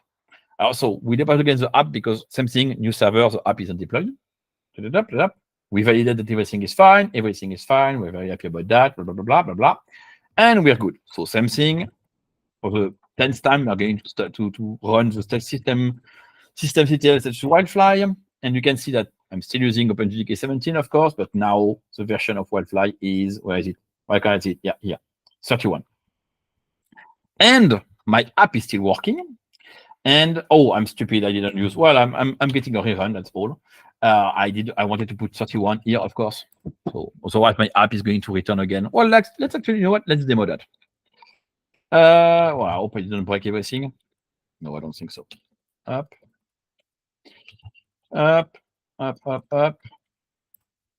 Yep. So it's still running at 29. So now I'm going to run it again. And at the end of that, you can see that it's going to display WildFly 31. So that's basically it. Obviously, that may be like, I have made that about the developer being a bit lazy, and I did that on local host to make it simple and actually easy to reproduce. But obviously, that can be used for any kind of deployment. You have a farm of 2,000 servers running inside your organization on bare metal. You can use this playbook to deploy all those servers, to have all this configuration on all the app. And of course, Ansible is coming with a lot of stuff to be able to say, oh, those servers are supposed to do that, those servers are supposed to do that. You can check, for instance, the architecture of the server, because maybe you want to install some packages based on the architecture that are required by the JDK on the target servers. You can do. You can also take care. So this is a nice thing, is that the playbook can also do more than WildFly. You can also install packages, take care of firewall. You can activate SO Linux. You can use it to deploy specific SO Linux policy, which might be, if you put your web app in some weird place, or if your admins are putting the web app in a weird place on the system, you may want to have some extra SO Linux policies. All of that can be taken care of in the playbook. Okay, cool. I finished my run. So just for the sake of finishing that, you can see that now I have a WildFly 31. So that's finished for the demo. I have one more slide, and then I'm open to all questions. Up. Okay, so as I said, everything I did, you can do on bare metal. If you are looking a bit at this from a high level, you can realize that the kind of automation level you can get on something like Kubernetes, you can get with that. So if you are running on bare metal or on the cloud, and you can't use high-level solutions such as Kubernetes or OpenShift, you can still get to the same level of everything is automated using Ansible, especially thanks to the integration we did with WildFly. Another important point is that if you think about that, this is where DevOps starts. If you are, as a WildFly user, go to the admins in your organization saying, hey, I have a new app on WildFly. Look, this is how you're going to have to run it. I've made a playbook for you. Here's the Ansible playbook to deploy it. Then the guy is going to be first very happy and be like, okay, cool, I can use that. And you know what? Your playbook I'm going to extend because I have stuff to do on the server for my own job. And you guys can start collaborating together, collaborating on how to deploy stuff. And that's very useful. And instead of writing to each other email about how things need to be deployed, instead of writing documentation, instead of spending ages, writing everything into an internal wiki, you don't write documentation, you just say, hey, that's the playbook. And if you don't like the way I'm deploying things, just change my playbook. Another aspect of it is what we call day two. So I don't know if you are familiar with this parlance, but basically people are always referring as day one. I just come with my new app and I deploy it. That's day one. You just install, deploy, configure, and run. And often we forget that there is a day after that. There is a day like day two, which generally is like a few weeks after that, when you need to patch the system, when you need to fix the application, when you need to clean the databases. Those are day two concerns. And of course, as I've showed you, Ansible is a very good tool to take care of that because you can manage upgrade with that. You can even do some Spark deployment. I have not done a demo of that for like logistical reason, but you can basically use Ansible to fire like an update on several machines. And you can use what they call Ansible execution strategy to make it very smart, where you can say, okay, I have 10 systems running. I know that I need at least 8 instances to be always running. So please, Ansible, update them 2 by 2. So it's going to take 2 nodes, shut them down, update, restart. Those are working fine. I'm taking 2 nodes out, and so on, and so on, and so on. So you can completely do a running update while your system remains operational, because Ansible has all the logicness for that. It can even be smarter than that. You can even tell him, like, hey, can you try on one host? If it's working on one host, can we try, I don't know, 30% of the host? And if it's working with 30% of the host, just finish it. it can also react on failure. So you can completely run an update, have something failing, do a rollback, saying, okay, 31 does not work, there is something wrong, I don't care, I reinstall 29. And you reinstall 29, and basically the updates fails, but the system is still up. Last but not the least, and then I'm open to any question, there is a cool project from Ansible called Ansible Event-Driven Ansible, EDA, which actually used rules, which is something you may be familiar, as this is part of the Java ecosystem of WildFly. And this is designed to react on events. So you can automate something where, for instance, you get notified if your RHEL system, so your Red Hat Enterprise Linux server, needs a security update. And you can have like the event-driven Ansible, basically knowing that, triggering the playbook, performing the update on the system, and forcing a restart of all the WildFly to be sure that the WildFly are running on the patch system. Okay, that's it for me blabbing around. So I'm going to stop sharing the screen, and I'm open to any question. I hope I didn't speak too quickly. I mean, I certainly speak quickly enough, just not too quickly. And if I did speak too quickly, don't worry. You can rewatch that, and I wouldn't be hurt if you use the slow version of YouTube to listen to it slowly. I do that with people who speak too slowly. I speed up their conferences, so, yeah. So it's fair game. Okay, open to question, guys. Thanks, Romain. We didn't actually get any questions in the chat, which is a good sign for how comprehensive your presentation was. You did mention that about the slides being public, but when I looked at the URL that you'd put on, it looked like it was for the the actual tool that you used rather than the slides. I was misleading. I have not yet published the demo. I need to publish it, and there will be a Git repository, and then you can go look at the slides. The slide technical tool is simply using a Markdown file. So the slides are just Markdown, and it's just print them in a funny way on a terminal, or in a nice way on a terminal. Well, it looks like we now do have a question in the chat. I'll read it out, and then I'll let you respond. This one's from a user Cortgu. Is it possible to configure Ansible in EMS with more than one instance of WildFly and be able to differentiate names for systemd variables and users/roles and so on? So yes, it is. I'm super happy about this question. This is the first thing I did when I started working on the collection, because as a developer and a user of WildFly or EAP, when I was going to customer, I was often recreating cluster on one single host. And we can do that very easily with WildFly. So if you use a cluster, normally they're supposed to be on different machines. And if you, of course, start several WildFly on one system, the ports are going to mismatch. So the ports are going to say, like, I can't start because those ports are busy already. But there is a feature of WildFly called port shifting, where you can say, okay, take all the ports of WildFly and move them from 10 or 100, so that you can start two WildFly on one system. And yes, the collection support that. So I can't demo right away, but there is a demo on our organization. So it's github.com/ansible-middleware/wildfly-cluster-demo, I think. I will put that in the slide, and we'll find it. But yes, you can do that. And of course, in this case, you're completely right. You need to change the systemd name. And in this deployment, the systemd name is actually not WildFly, but it's based on the ID you're giving to each instance. So for instance, if you're starting from 1 to 3, you're going to end up having one box running WildFly 1, WildFly 2, WildFly 3. Each of them is going to have a different port set, and you can run a full cluster of EAP, of WildFly instances using, for example, G-groups on one box. I hope this is really much your question. So yep. But if it's not, if I didn't answer to your question, let us know. But I think it was really much your question.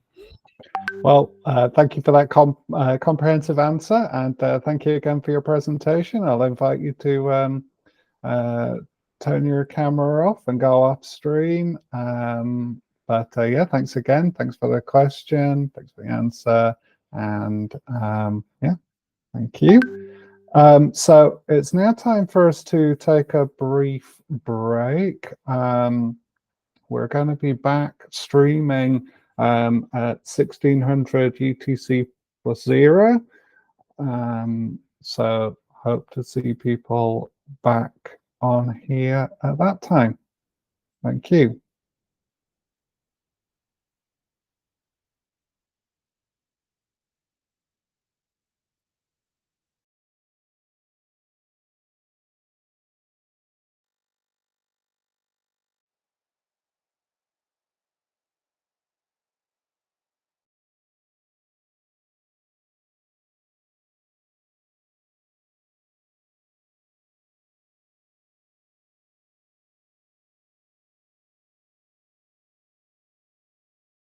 Hi everyone, my name is Farah Juma. In today's short video, we're going to take a look at how to find an issue to work on for an open source project. Since I lead the WildFly Electron project, we'll be using this project as an example. Once you've found a project that you'd like to contribute to, it's good to look at the project's contribution guide. This will often be found in a contributing file in the project's GitHub repo. So if we look at the WildFly Electron repo on GitHub, we'll see that there's a contributing.md file that has all the information that you need to quickly get started on the WildFly Electron project.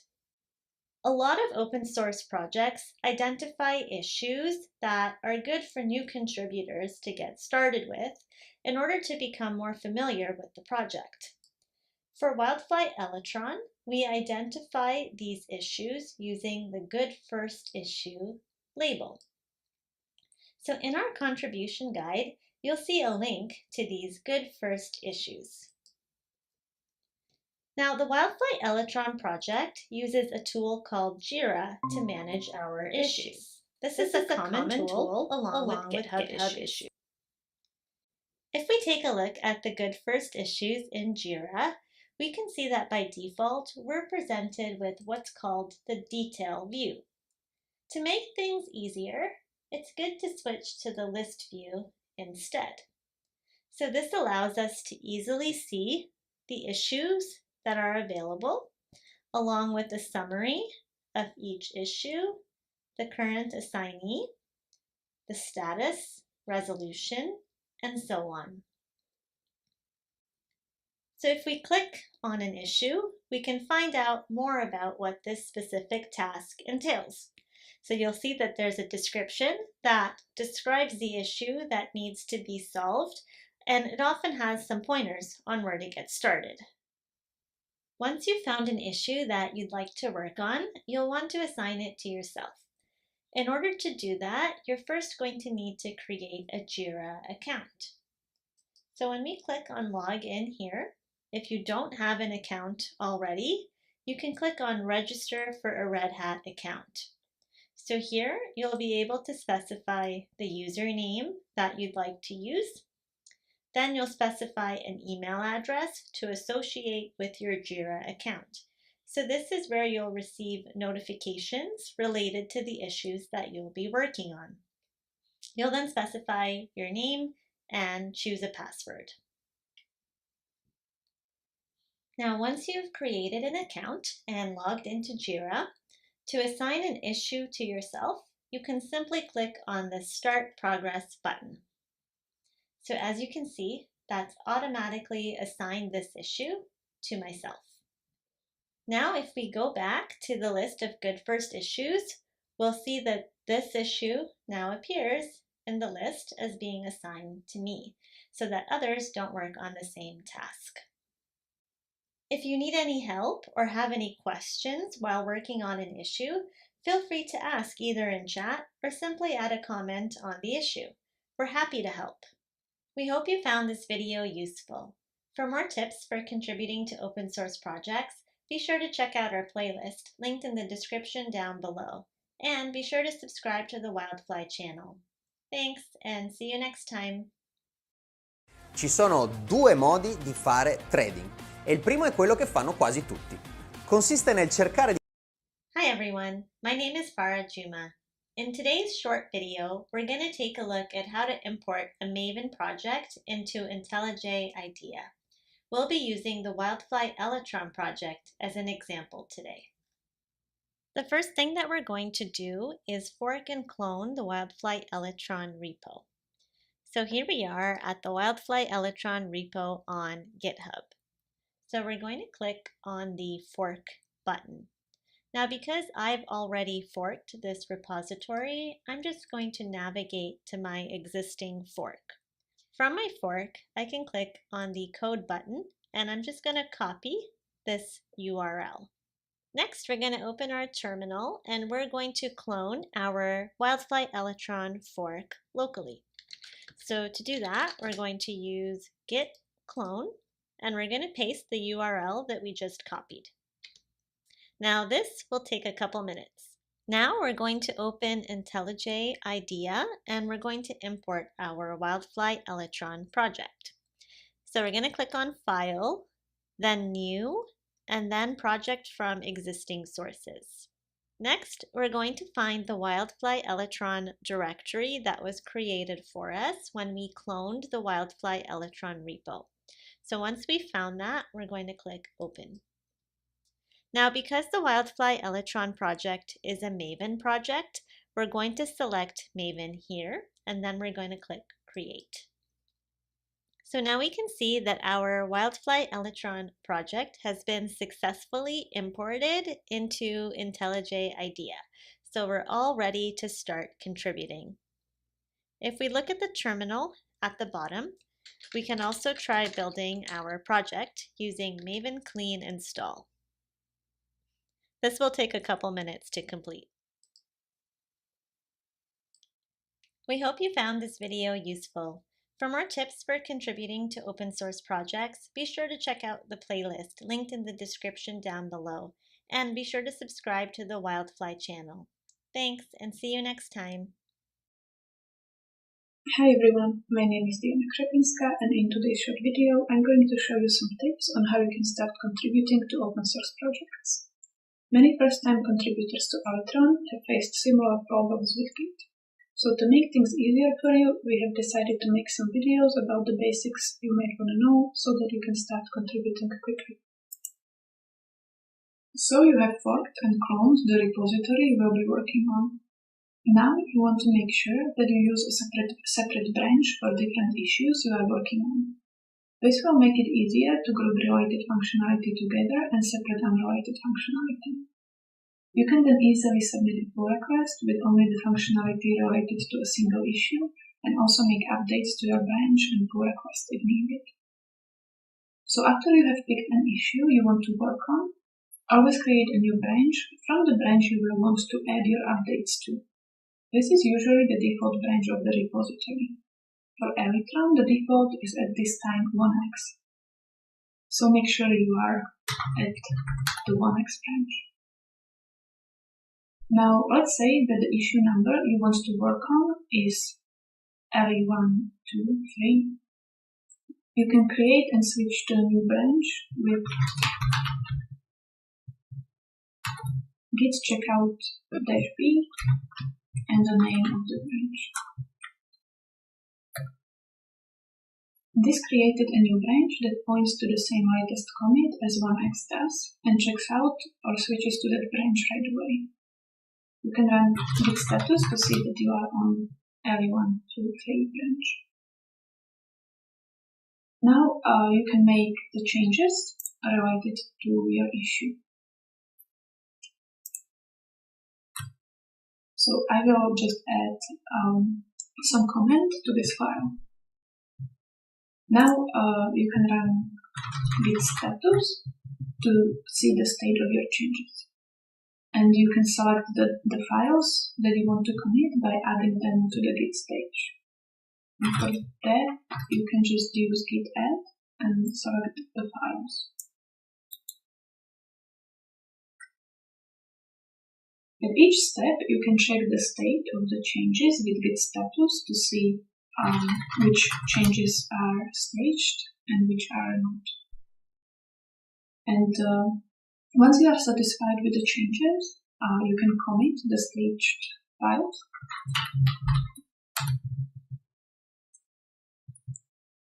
And write a commit message. And in Electron we use at the beginning the issue number.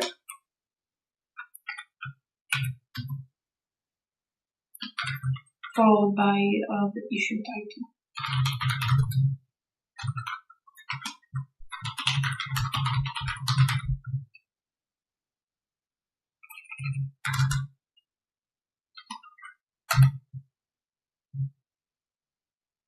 Now, let's say I noticed that I have made a typo in my comment, so I can fix that. And I can add my change to the staged changes.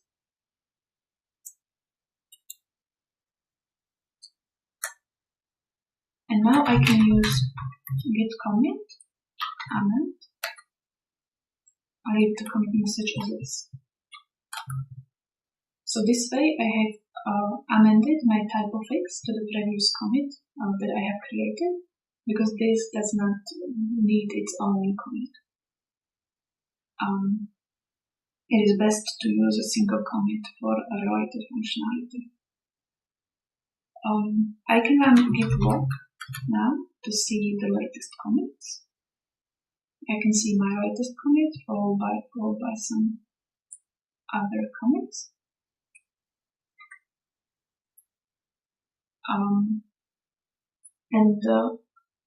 It is good that I do not have multiple commits with related or with the same functionality, but only one.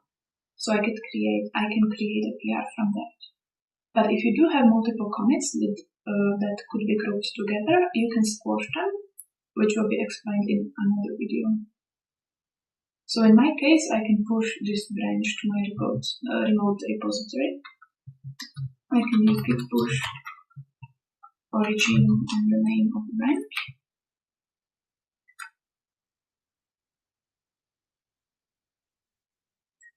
Now, when I look at the pull requests of the upstream GitHub repository, I can click on either a new pull request, or I can use a quick button that GitHub provides to do this. I'll just compare and pull request up here.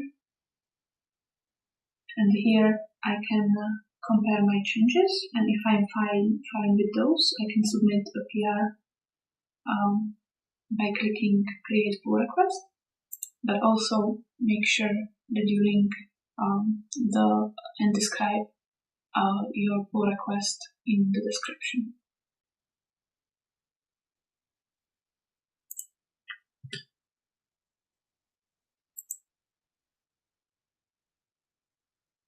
Abbiamo piantato 190 milioni di alberi dove ce n'è più bisogno. In che modo?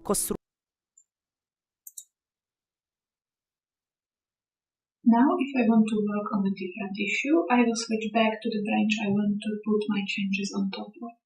So this is not my array 1 to 3 branch. Those changes have not been accepted yet.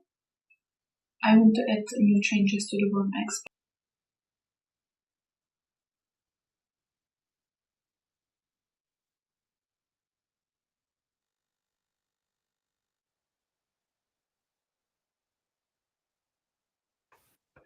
So, welcome back as people join us back here on the WildFly mini conference here, March the 6th, 2024, at least in the UK time zone, that is. We've got 2 more sessions for this afternoon, in my perspective. Our first session after the break is with Brian. And I can see he's on camera now, so that's great. So Brian's session's about what is new in WildFly and the roadmap for the future releases. In the session, he's going to provide an overview of what's new in the WildFly project in the last several months, particularly in our most recent release, which is WildFly 31. He's going to go over where we see things going for the remainder of 2024. And some various items related to that. So, Brian, if you're ready, I'll invite you to deliver your presentation. All right, thank you, Tom, and welcome everybody. Thanks for attending the WildFly mini conference. It's the first time we've done it, and I think it's great, and I really appreciate your participation. Okay, briefly about me. I'm the WildFly project lead. I'm also the principal architect for the Red Hat JBoss EAP product. It's based on the WildFly technology stack. Maybe you can see, if I don't know if you can see my polo I'm wearing. This is a JBoss Inc. polo from, I believe, 2005 is when I got this. I've been involved with JBoss AS or WildFly or EAP for over 20 years now. I love it. It's a huge passion, and I'm glad to be able to interact with our community. Okay, so this talk is kind of I'm the anti-Romain. I'm the exact opposite. So this talk is basically no demos, which makes me sad because I like doing demos. But what I need to do here is cover a very broad range of topics in a pretty short amount of time, and I want to make sure we have time for questions. It's pretty much I'm going to focus on just doing slides. Okay, so this talk is kind of what's new in WildFly, but different people can have a different perspective on what the term new means. I kind of mentioned I've been working on this technology for 20 years now. The AS project itself, I believe, sometime in this year, it becomes 25 years old. The initial start on the AS project goes all the way back to 1999. And we definitely have a lot of users that are still running old versions of WildFly or even JBoss AS. It's not uncommon to hear questions on the forum about people who want to migrate, for example, from WildFly 10, which came out in 2016. So I want to, just briefly go over some things that have happened in basically the last 5 years that people who are, maybe running old versions might not realize. So what's new-ish? First off, really probably the most critical thing in everything I'm going to talk about here is in 2019, we rolled out the ability to provision a Slim server using Galleon layers. There's been some touching on Harold's talk earlier about Galleon layers, the ability to slim your server, provision a server that just has what's needed to for your application and not a bunch of extra stuff that you're not going to use. That's really fundamental to our cloud story. It's really the way we want people to use WildFly on bare metal and virtualized environments as well. You want to produce a server that has the footprint you need, doesn't have things in it you don't need. You don't have to worry about CVEs on software packages that you don't even use, so that kind of thing. In 2020, we introduced some support for the micro-profile platform. That's an area, a specification body where a lot of innovation in enterprise Java is going on, so we were very happy to introduce support for that in 2020. In 2021, first thing that happened is we introduced the WildFly preview distribution. That's an alternate kind of tech preview distribution of WildFly. It's a way to expose our users to new things that might be coming in the future in WildFly. And in particular, what we use it for and what kind of led to its creation in the first place is that is how we introduced Jakarta EE9 into the WildFly ecosystem as part of our path to transition to Jakarta EE10. And I kind of mentioned this because when we talk about EE11 in the second half of this talk, we'll touch more on that. Just an FYI, in WildFly 25, we removed support for the old legacy picket box security layer. In WildFly 11, we introduced a new security layer based on the Electron project. You just saw some videos from people who were very active in the Electron project. So all the way back in WildFly 11, we introduced support for Electron and deprecated Picketbox, and finally in 25, we removed Picketbox. I just mentioned this because people are transitioning to a newer version after 25. I mean, that's definitely something you'll have to deal with is the transition, the migration away from legacy security. In 2022, the Ansible collection for WildFly that Romain just did an awesome talk about came out. I think anybody who watches that presentation can really understand how powerful and what a great contribution that was. We also did a new cloud architecture using Galleon tooling. We took advantage of what we learned about running on OpenShift, best practices about how to run on OpenShift. So we kind of re-architected all of our OpenShift images to take better advantages of of Galleon itself and the WildFly Maven plugin and things like that. So if you've been running on the cloud or you start to running on the cloud, please, check out our new architecture, see how current best practices are for running WildFly on the cloud. And last, in WildFly 27, that's when we introduced Jakarta EE10 support. So WildFly 27 and later is a Jakarta EE10 server. Okay, so that's kind of the newish part. Let's now talk about the more just what's new. I'm going to talk here about things that are essentially maybe in the last year and particularly in the last 6 months. So first I'm going to talk about things that are actually in the main server. So what I'm going to talk about are things that if you just kind of did the old school download the WildFly zip from the download site and then zipped it, these are things that are just available to you when you unzip. In WildFly 28, key thing I want to call out is we introduced new subsystems for related to observability, monitoring and tracking what's going on in your application in your server.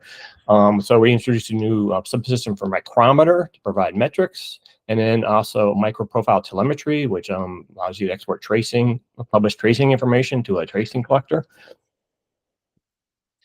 In WildFly 29, that's when we've added formal support, enabled by default support for the configuration customization that both Harold and Romain talked about in their slides. I'm not going to talk more about it because it's already been covered in the previous 2 talks, but it's a very powerful thing, and I definitely encourage people to learn about that.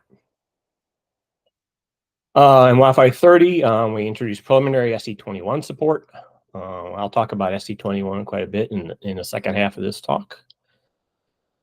And then in WildFly 31, that's the latest release of WildFly. It came out in January. And there we introduced one thing is a new subsystem, new extension that provides support for the Jakarta MVC specification.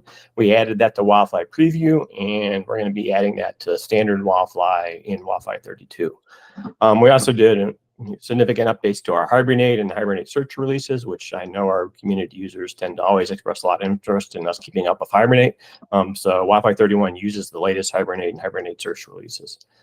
We also did a general update to the various microprofile specifications that we support. Microprofile 6.1 came out last fall, and so we updated all the specifications we support to the Microprofile 6.1 versions.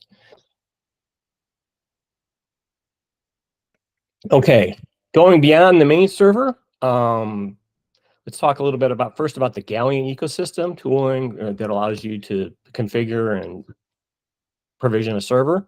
And last year we added support for the Jakarta EE10 core profile, the EE core profile server layer.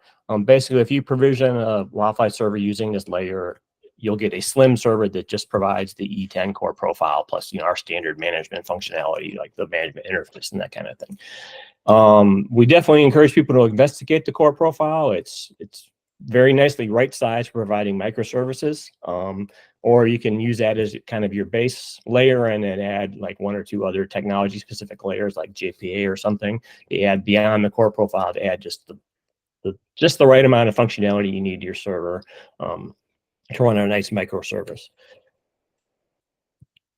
We also introduced a number of Galleon feature packs that allow you to add more functionality onto your standard WildFly. We introduced a feature pack for Keycloak SAML adapter that basically adds configuration and modules into your WildFly server that allow you to interact with a remote Keycloak server using SAML. We also added support for feature pack that adds support for Apache My Faces as a JSF or Jakarta Faces implementation. So you can use that as an alternative to our out-of-the-box Mohara implementation of Jakarta Faces. And finally, we also introduced a little feature pack that adds functionality to the server where when you deploy an EE8 deployment, which shouldn't work on WildFly 31, for example, because it's an E10 server. It shouldn't work because your deployment is going to be using referencing EE8 APIs, which are in the JavaX package namespace, and that won't work in an E10 server, which everything is a Jakarta namespace. But we have this little utility that will transform your deployment. So you can install that and you can use that. And basically the idea there is you can help you on your journey to moving from E8 all the way up to E10 by doing some of the initial work for you to transform your deployment so you can play and see what you can kind of move on and look and see what other tasks you might need to do to move all the way up to E10. Then next, WildFly Glow Beta. This is really wonderful thing that's come out in the last few months, but I'm not going to talk about it now because John Francois is about to talk about it in the next session. But please attend that next session. WildFly Glow is awesome. You definitely want to learn more about it. Okay, then beyond the Galleon ecosystem, you also saw in Harold's talk using dev mode. That came out I believe it was last summer, or maybe earlier, a little bit earlier in 2023. Support in the WildFly Maven plugin for dev mode, where you can make live changes to your code and they'll be redeployed, and you can see them immediately. Okay, so beyond though the actual software, the key main software that you run, we had a real major focus in the last 6 months in particular on education and community outreach type activities. The best practices for using WildFly have really changed a lot over the last 5 years. And we've definitely moved beyond the days where best practice is you download the zip and you unzip it, and then maybe you run the CLI or something. That is certainly can be done. But there's things like using Ansible, there's using Galleon to provision a Slim server, there's how to deploy onto the cloud using Helm charts, all these kind of things. And we really wanted to have a major focus in the last 6 months or so on helping our users understand the best way to use WildFly. So in Harold's beginning talk, you learned about the new Get Started guide and application that we introduced last year. We started doing a mini conference, which is a great thing. And then I'll talk more about a couple other major areas. One is quick starts. There's been a lot of improvements in our quick starts over the last half a year. So basically, we wanted to make sure that our quick starts all demonstrate as part of the quick start best practices for how to use WildFly. So for example, the quick starts now include a Maven profile that if you activate it, it will not just build the deployment that's part of the quick start, but it will also provision a WildFly server or bootable jar that's been sized appropriately for what you're trying to do with that quick start deployment, and then it will provision the server with the quick start included as part of it. Anywhere is technically possible for the kind of quick start it is, which is the vast majority. Anywhere that's possible to run on OpenShift. The quick start also provides profiles that allow you to basically use a Helm chart to deploy the quick start to OpenShift. And we also improved the testing coverage or the testability of the quick starts, making sure that part of a quick start is demonstrating to people how you can test WildFly deployments. So they all include basic smoke and quick start specific tests. And then we've made sure that the tests are able to run against your WildFly server no matter how you set it up. It could either be an externally managed WildFly server that you download and are running on the side, or you can test against the server or bootable jar that the quick start itself provisioned, or you can test against OpenShift using the application plus server that you deployed on OpenShift. Next kind of outreach thing, education. A major focus is I encourage people to have a look at the wildfly.org guides page. Check it out now and keep an eye on it in the future. What we're doing here is introducing a number of step-by-step guides where we're providing instructions for accomplishing particular use cases. With definitely a major focus on operational use cases, I think it's going to be, well, so far that's a big focus, and I think that'll remain the case.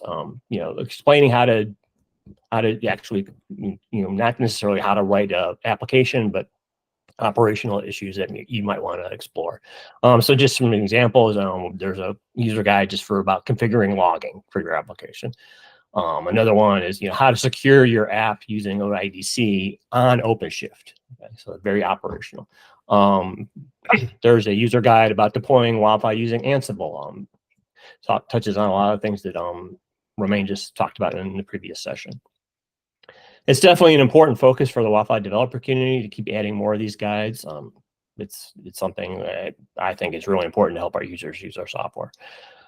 Please try them out. Please give us, if you have any suggestions for improving them, please let us know. And if you have particular guides that you would like to see, we would very much like to hear about that. We want to write things that our users are looking for. So Thank you for that. So that's kind of the very fast lightning overview of what's new.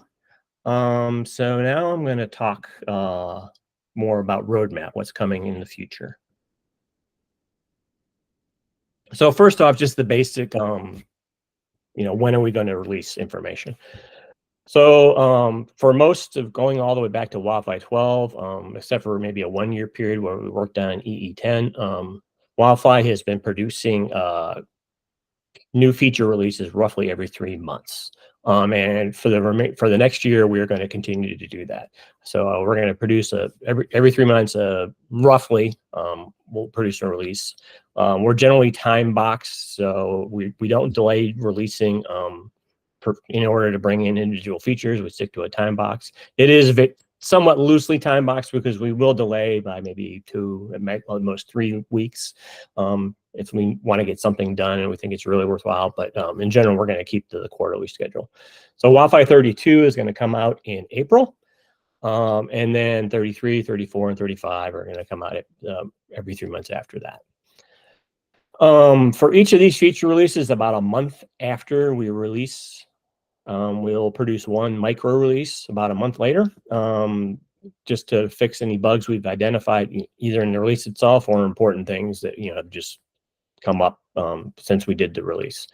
Maybe either we learned about a new CV or something. These are generally, we focus on like security fixes, user requested fixes, and really critical bugs. Also, for each feature release, we produce a beta about 2 weeks before the release comes out.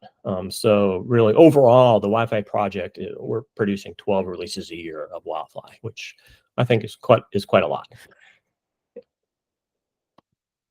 Okay, so things that are coming, important topics for going to end up in WildFly. First, I want to just talk about Jakarta EE11. So Jakarta is aiming to have EE11 released in GA form in June or July. I think June is really a stretch, and I think that's probably the general opinion of people across Jakarta who are working on EE11, but it's still the official possible target. We'll see if it will come out in June or July, but that is their target. Some highlights of things that are coming in Jakarta EE11. One is there's a new specification, Jakarta Data, that's coming out. This is a persistence-related specification, and it basically brings the repository pattern, which people might know from Spring Data, for example, into Jakarta. Jakarta Concurrency is adding support for virtual Java SE virtual threads. Came from the Project Loom initiative in Java SE. This is only works if you're running EE11 on Java SE21. However, EE11 only requires SE17 as a baseline, so you don't have to run EE11 on SE17. It does, however, support SE21 explicitly. So you can certify, WildFly will certify an SE21, for example. So if you want to use the virtual flash support in Jakarta Concurrency, you have to be using SE21. Finally, there's a lot of enhancements in a number of specs, but in particular, Jakarta persistence, and probably maybe the most exciting for people is that's going to bring in support for Java records. One thing that people should be aware of is that EE11 removes support for running with a security manager. Java SE deprecated the security manager for a long time. At some point, they're going to make it a no-op, so it's non-functional, and eventually, at some point, they're just going to remove the security manager APIs altogether. So EE11 chose to remove support for this, in anticipation of that, chose to remove support for running with a security manager. You can still actually run Java SE, allows you to configure and start a security manager, but don't. If you're trying to run an E11 server, don't try to run it with the security manager enabled. You'll have problems. Hopefully your deployment just won't work properly. That's really a good thing. You don't want it. That's ideal. Your deployment just doesn't work properly. You don't want the possibility you're thinking something is happening with the security manager, but it's not because EE11 doesn't support it. Okay, so what does this all mean for WildFly? what we're going to do is we're initially going to bring E11 into WildFly by incorporating the E11 specs into WildFly Preview. So in WildFly Preview 32, whatever EE specs that have been released by Jakarta, where we have a compatible implementation, we'll try to integrate those into WildFly Preview for the April release. And then for all the remaining ones where they haven't been released by Jakarta, or we don't have a compatible implementation yet, we'll continue to use the EE10 specifications. So WildFly Preview 32, it's going to be a mix. Then in 33, out in July, we'll bring in more E11 specs. It's possible by then we'll have them all. And it's even possible we could say that WildFly Preview 33 will be E11 compatible, but it's not certain. And my guesstimate is that won't be the case. And then in WildFly 34, they'll bring, if there's more specs we need to bring in, that's what we'll do. But what about standard WildFly? So we're not planning to have E11 support in standard WildFly prior to WildFly 34. For sure, we're not going to try to bring it in 33, even if the EE was out in time. And a big reason for that is we're exploring supporting both EE10 and EE11 in standard WildFly at the same time for some period of time.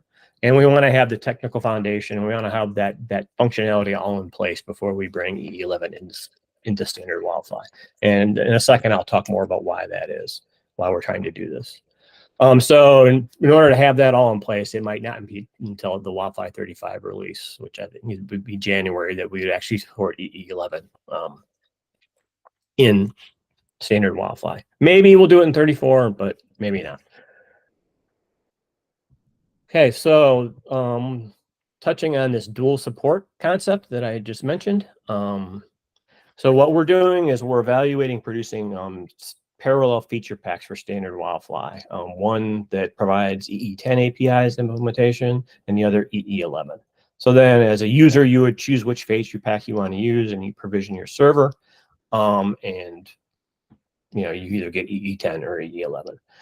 So what's the rationale for this? The basic, I'll try to express this in terms of a user story. So imagine, there's an architect, and we always tell users to keep up with the WildFly releases. And when we come out with a new release every 3 months, you need to keep up, you need to update, you need to upgrade, because that's, we don't provide bug fixes for old releases. So if you want to, get CVE fixes and just general bug fixes, you need to update to the new releases. So you can imagine an architect who's fine with that. They try to do that, but when something as large as a new Jakarta EE release comes out, just trying to immediately update and adapt to that is difficult. So the idea here is the E10 variant we will produce would basically could be used by this user for a period of time in order to allow them to transition up to E11 at a slower pace, or a pace that meets their needs. This definitely comes with caveats, though. And the basic caveat is, the E11 variant is like traditional WildFly. We're following along with the Java ecosystem. As our component libraries come out with new releases, we follow along with them. But here now we're talking about having a version of WildFly that might be using older components. So we can only continue to produce the E10 variant as long as all the components are basically acceptable for us to be providing to our users. So that means things like, we can't have CVEs, or at least not very high severity CVEs. And we can't have, bugs in the components that have a critical impact on WildFly. So, we integrate many components. And if we start to get a situation where we don't have components that are still usable, acceptable for E10, then at that point, we would drop the E10 variant. So if you're a user using this, what you want to think about it as is that, not a 10-year thing we're going to provide forever. It's more like, WildFly is providing me a mechanism to spend an extra quarter or 2 or 3 to transition to E11. That's the kind of idea that we're having for WildFly. Okay, next, touching briefly on microprofile. Because microprofile 2 is microprofile is coming out with the microprofile 7 release in June. That involves updates to 5 of the microprofile specs. And it's also does a removal of microprofile metrics, which is a specification that a year or so ago, WildFly decided to drop support. We didn't think it added value for users. And so we didn't, and it kind of conflicted with our other approaches that we took for providing metrics. So we chose not to support it. Essentially, it's the microprofile group itself has kind of come to the same conclusion. They've decided to remove microprofile metrics as a required specification for microprofile platform. However, they will be adding open telemetry metrics and logging into their microprofile telemetry specification. So microprofile still will be providing a story about metrics. In terms of microprofile in Jakarta, microprofile 7 is going to be based on EE10. It's not going to require, for example, EE11. It's quite likely that microprofile 7 will be out before EE11.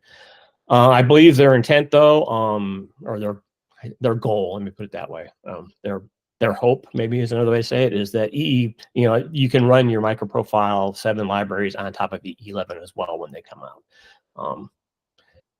We'll see if that works out. I'm not aware of any fundamental reasons why that won't work, but we'll see. We'll have to see what happens. But ideally, that would be the case. Then you can just continue. We can continue providing E11 variant with the microprofile 7 libraries on top. So we might support microprofile 7 in WildFly 33. The timing, it's close enough that maybe we could get that done.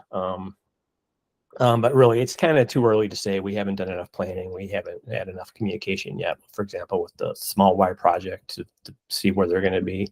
But in the past, we've successfully navigated this kind of tight timing where a microprofile release came out fairly close to a WildFly release, and we were able to make it happen. I don't want to say for sure we'll do that, but we'll at least be looking at it. And if it doesn't work out, we'll target WildFly 34 in October.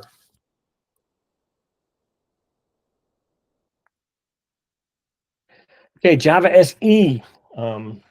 Quickly, just about where we stand with Java SE, because I know which SE versions people should run, and it's a very major piece of information our users seem to know about. So just a little bit briefly about how we treat support for different SE releases. We kind of have different classifications. First off, we have LTS releases where we've kind of fully qualified the SE version is compatible with WildFly. And the next slide, there's like some bullets you can read that talk a little bit more about what qualified means, fully qualified means. But anyways, the upshot here is the currently fully qualified SE versions are SE11 and SE17. Then there's our recommendation SE version, and that's essentially just the latest qualified release. So that's SE17. We always recommend people use the latest SE. That's seems like good practice in general. Next, there's releases that we're actually in the process of qualifying, LTS releases, and that would be SE21. Okay, so SE21 is not currently fully qualified. It definitely works. We've had good experience with it, but we can't say it's fully qualified and would allow it to become the recommended release. And then finally, we also, when non-LTS releases come out, we do some basic testing on them, just so we can say to our users, yeah, okay, this seems to work okay. If you want to play around with WildFly on this LTS release, and to get some experience of what's coming up in the future in Java SE, playing with WildFly on this release, that's not a waste of your time. So just SE21, as I said, it's currently in the qualifying category. We're looking into whether we complete the qualification process for WildFly 32, in which case Java SE21 will become the recommended version. And if not, we'll get there for WildFly 33. I'm not going to talk about all the qualification steps, and you can kind of read those. But basically, it's a matter of pass our own test suites, passing TCKs, and then kind of a general review of the key components with the responsible leads responsible for integrating those components, just to see, what's the situation with those components is. Do they have problems that we don't know about, for example, with SE21? Okay, and next, SE11. This is a kind of a important topic, a key topic for people. But there's a lot of discussion among the WildFly developers and really in the the Java community in general is how long we can continue to support Java SD11. It's getting to be very old, and it's definitely for sure the Java broader ecosystem is starting to move to SE17 as the baseline for their projects. In particular, or for example, EE11 will require SE17. For that reason, WildFly 32, for example, will require SE17. It won't run on SE11. However, perhaps the dual support EE10, EE11 approach that I talked about previously might allow us to support SE11 for a while longer than we otherwise would, just within the EE10 variant. So as part of working on dual support, we'll definitely be exploring that option. But regardless of that, WildFly users should definitely be actively working on moving off of SE11. At some point in time, it's not going to be that long before WildFly, even in an E10 variant, is not going to be able to support SE11.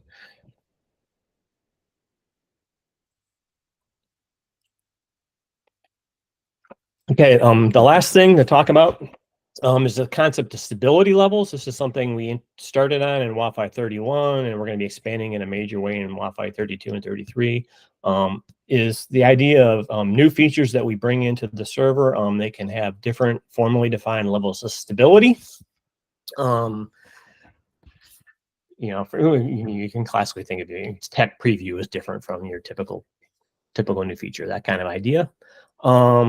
So what's this all about and why are we doing this? I'll just approach that with maybe some user stories.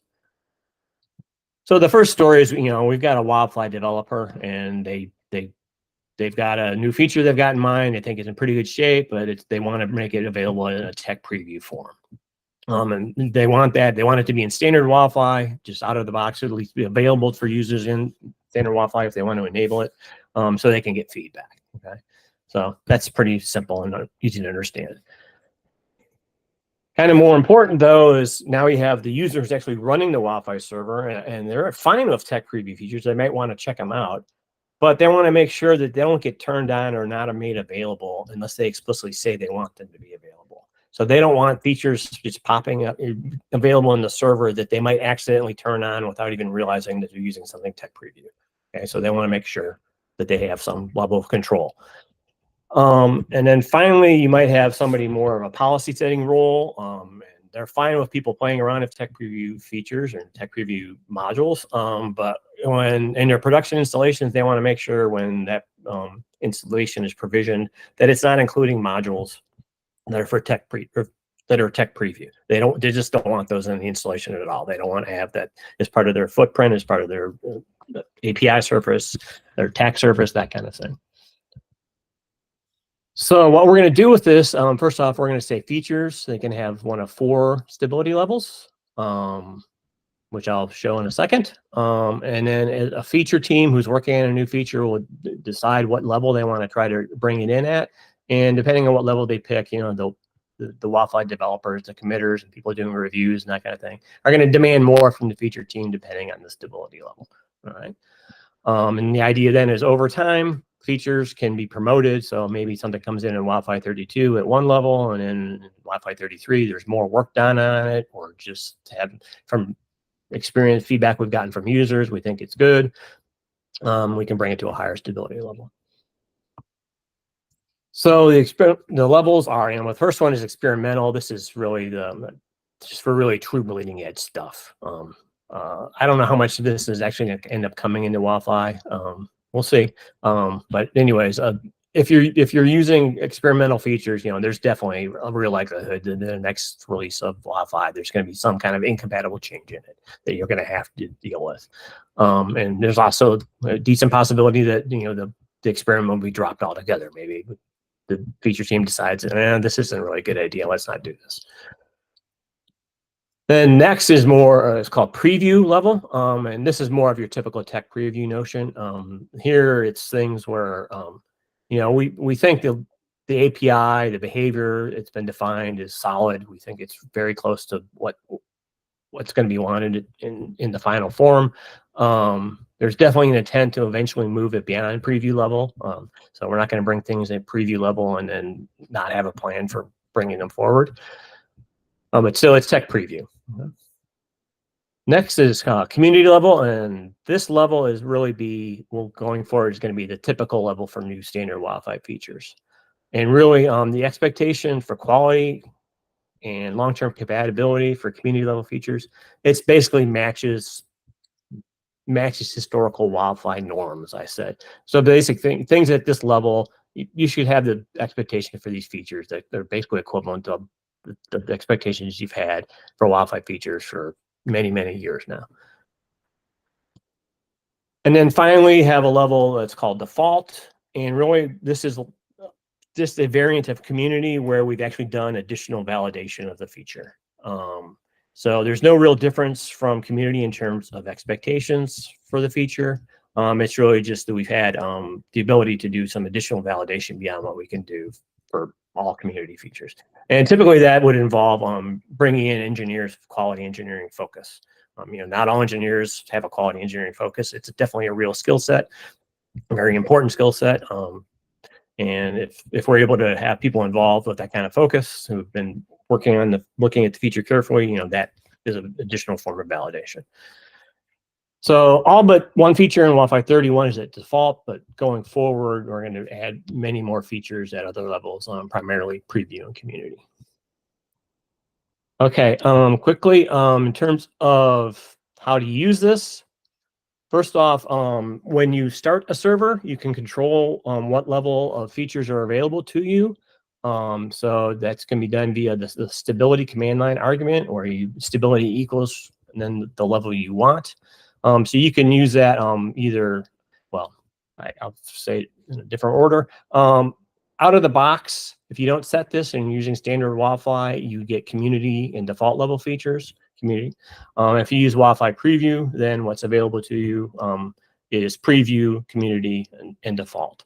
So you can use this stability flag to enable maybe things at a lower level, or you can also use the flag to restrict things. So you can use stability equals preview to turn on preview, the ability to use preview features in standard WildFly, or you could use stability equal default, and then you're restricting your installation to only provide features that are that have had the additional validation. Okay. And last but not least, there is an ability to when you actually provision. There's a minimum stability flag, and it's part of the WildFly Maven plugin or configuration in your POM. You can actually tell Galleon not to provision config elements in packages, which are JBoss modules. You can say, please, things that are below my desired minimum, don't add those into the config. Don't make the JBoss modules available. I don't want those in my installation at all. Okay. All right, that was very fast. Talked through lots of things. I left a few minutes for questions, not as many as I wanted, but I'm happy to answer questions you might have. Thanks, Brian. We do have some questions and a comment in the chat. So the first thing that I noted in the chat, the earliest thing that was noted from the chat is one from Adila01, who expressed a exclamation about being excited for Jakarta MVC and WildFly. I think it would have probably been around the time you were presenting the What's New in the Main server and talking about it coming in WildFly 31. It wasn't a specific question, but if there's any further remarks you can make on Jakarta MVC, that might be interesting.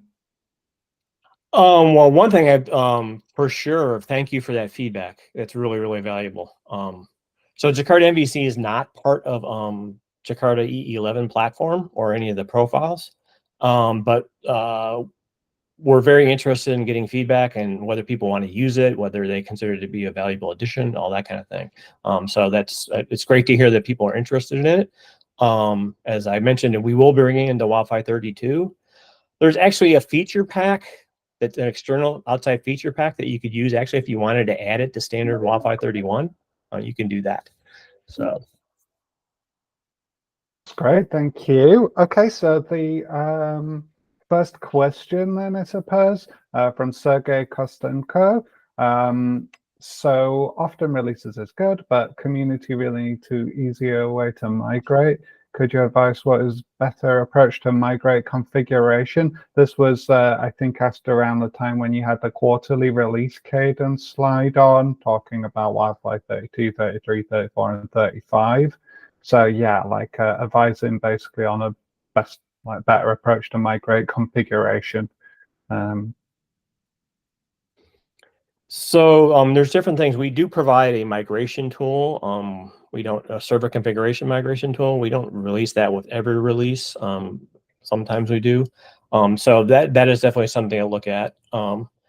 Other things I would point out. First off, it's people might not realize this, but in general, well, yeah, 90% of the time, you can take an existing configuration that's from WildFly 30, for example, and you can continue to run it in WildFly 31, 32. You know, our default standalone XML might change, but it's a requirement of WildFly that subsystems are able to continue to parse and process, you know, legacy configuration documents. So most of the time that works fine because we definitely make an effort not to make breaking incompatible changes. The Electron to Picket box change, I mean, that's a classic example of where we weren't able to do that. You can also use Galleon to actually update. There's Galleon tooling you can use to update a configuration to try to have Galleon move you from WildFly from a previous version to the later one. That's also a possibility.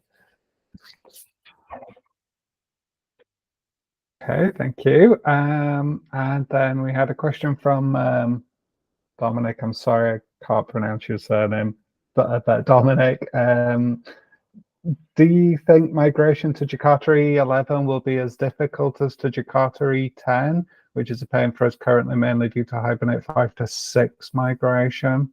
So, yeah. No, it should be far easier. So first off, I'm going to assume that the migration to EE10 was from EE8 to 10, which that's just a huge change.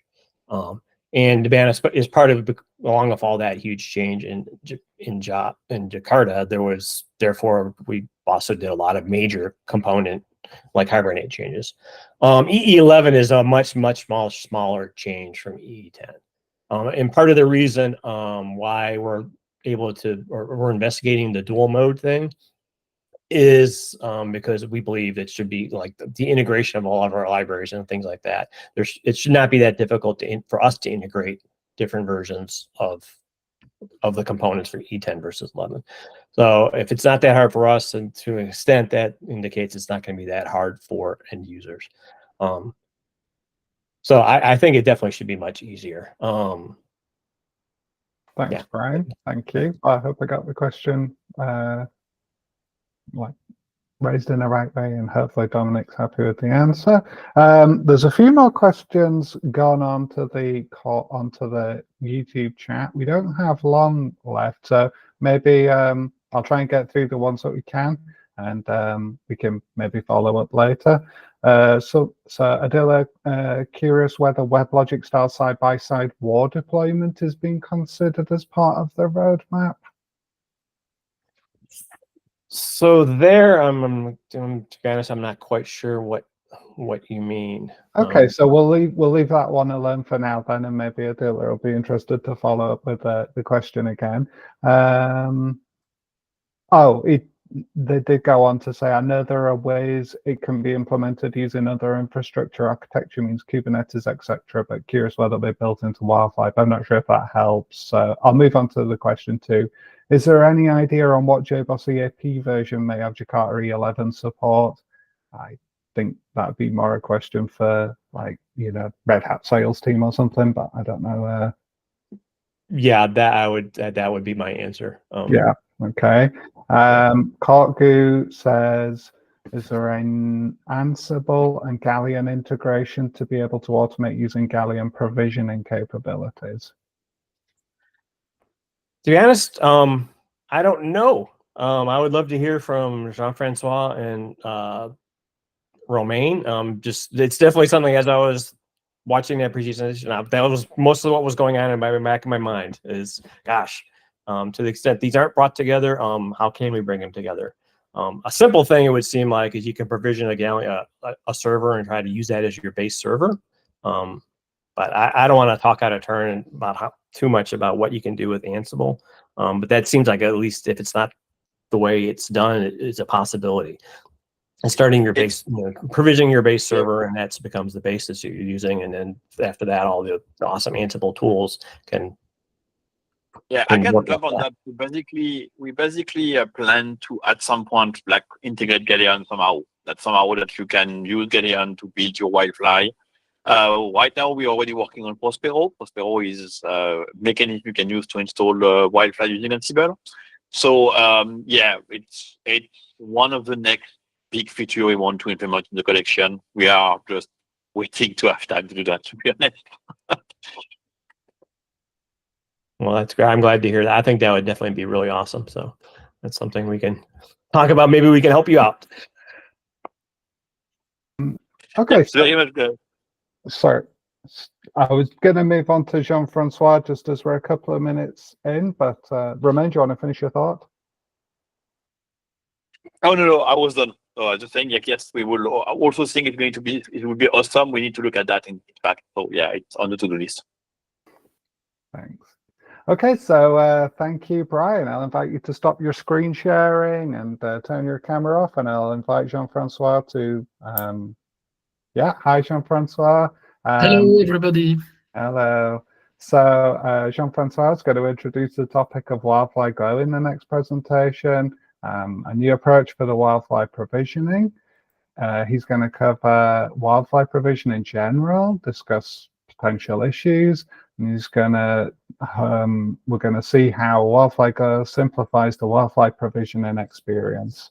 And during the presentation, WildFly Glow tooling will be demonstrated. So, Jean-Francois, it's over to you. Thank you. Thank you, Tom. Yes, so I am Jean-François Denise. I'm French, so excuse my accent. I prefer to tell it prior to start presenting. My accent is quite strong. I will try to do my best. I am working in the WildFly team involved in tooling and provisioning. So today we are going to talk a lot about provisioning, and I'm going to introduce you with a new project we have been working recently, that is WildFly Glow. That is an evolution of WildFly provisioning.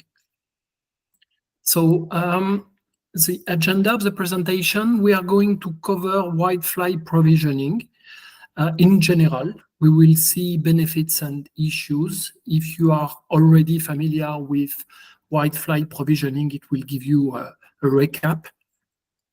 Then we will deep dive into this new project, WildFly Glow, that we think really boosts the user experience of WildFly provisioning. I will demonstrate it, provide you with a status on the project. And what I really hope is that at the end of this presentation, you will have learned how to efficiently produce streamed WildFly server to run your applications. So that's the goal. Let's start with WildFly provisioning. So in a nutshell, provisioning is really the ability to create a WildFly server installation on the fly. So in one side, you have the ability to download a zip file from wildfly.org, unzip it, deploy your application, and go. Everything is inside this zip. And it's not actually true, because WildFly is an open ecosystem. It has subsystem extension. And as the name says, you can extend WildFly capabilities more than what there is in the zip. So with provisioning, you can pick and choose the features you want to see installed inside in your server. So a subset of what is present inside the zip. but you can go one step further by extending the capabilities of WildFly with things that are not in the zip. Connection to data source, key clock SAML. We have gRPC connectors. We have a lot of features that perhaps you are not aware of that you can install on top of WildFly. So we want to trim the server to produce servers that have a smaller size than a full installation. So smaller memory footprint, smaller installation size. Immediate benefit, it's resource consumption that is less, a smaller attack surface, simpler server configuration, so simpler to maintain. And because you have less binaries installed, you have less risk to be affected by CVE because you have less jar files in your server. So in terms of implementation, WildFly provisioning is based on Galeon.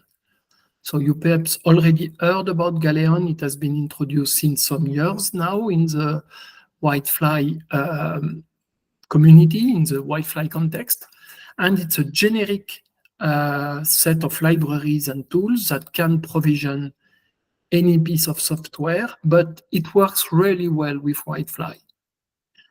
During the presentation, I'm going to speak about two concepts, the feature packs and layers.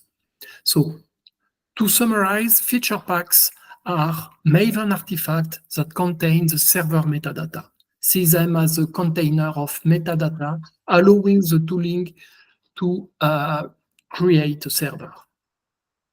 And layers are contained inside feature packs. And they are a name to identify a server feature. So you are going to pick and choose features of the server by using Galeon layers. So mainly you can see them as a specification. So we have a JAX-RS layer, we have a GSF layer, EGB layer. So feature packs and layers are really what you are dealing with when we speak about WildFly provisioning with Galeon. Tooling provisioning is operated from tools. We have command lines such as the Galeon CLI and a set of Maven plugins. WildFly, we are using Maven. You have the Galeon Maven plugin to produce a naked WildFly server, so no deployment in it. But if you are using the WildFly Maven plugin, WildFly bootable jar Maven plugin, we are provisioning and deploying your application that is being built in your Maven project. We are deploying this artifact inside the server. So here we have an overview of the deployment of the provisioning workflow. So on the left, we have Maven repositories containing the feature packs. The provisioning tooling access this repository is central. Everything is in central. And consume a user configuration. This is your task to provide the list of feature packs and the list of layers you need for your application. So you can see that you are involved in this selection. The tooling consumes this information and produces a WildFly server. So we start to have feedbacks from users using WildFly provisioning, and the main item that is challenging is how to build this Galeon configuration. How do I find the WildFly compatible Galeon feature packs I can use? What are the Galeon layers that my application requires to properly work? So today we have documentation from the WildFly admin guide. You can find some information on how to provision your server, and you will find the WildFly layers. So in order to make this selection of layers simpler, we have defined what we call some foundational layers, so aggregation of layers that address a given use case.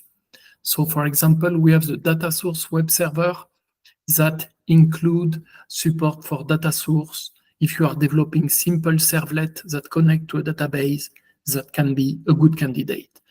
XRS server layer that aggregates some GPA, CDI, REST endpoint. So you get that with this layer, you will be able to develop more advanced applications. So that's one approach, that's the aggregation. And then you have what we call the basic Galion layers, or you will also see in blogs, decorators, some features that you add on top of your foundational layer. So you can read this documentation, you have description, and you can find out what you need, but it's quite challenging because, as you can notice, the list is quite long. So it's not that trivial to identify what your application needs. So how to fix this issue? We were thinking that we were missing a bridge between the deployed application and the provisioned server. Because if you look at a deployment, it exactly knows what it needs. At least it knows the core set of features this deployment needs. So we need this bridge from your deployment to a provisioned server. And this is really what WildFly Glow is. It's the ability from your deployments to produce a server. So WildFly Glow. So Glow stands for Galion Layers Output from WAR. So it was the first name we found for the project, and it covers quite well what it does, but actually it does more than that, and we will cover the various features.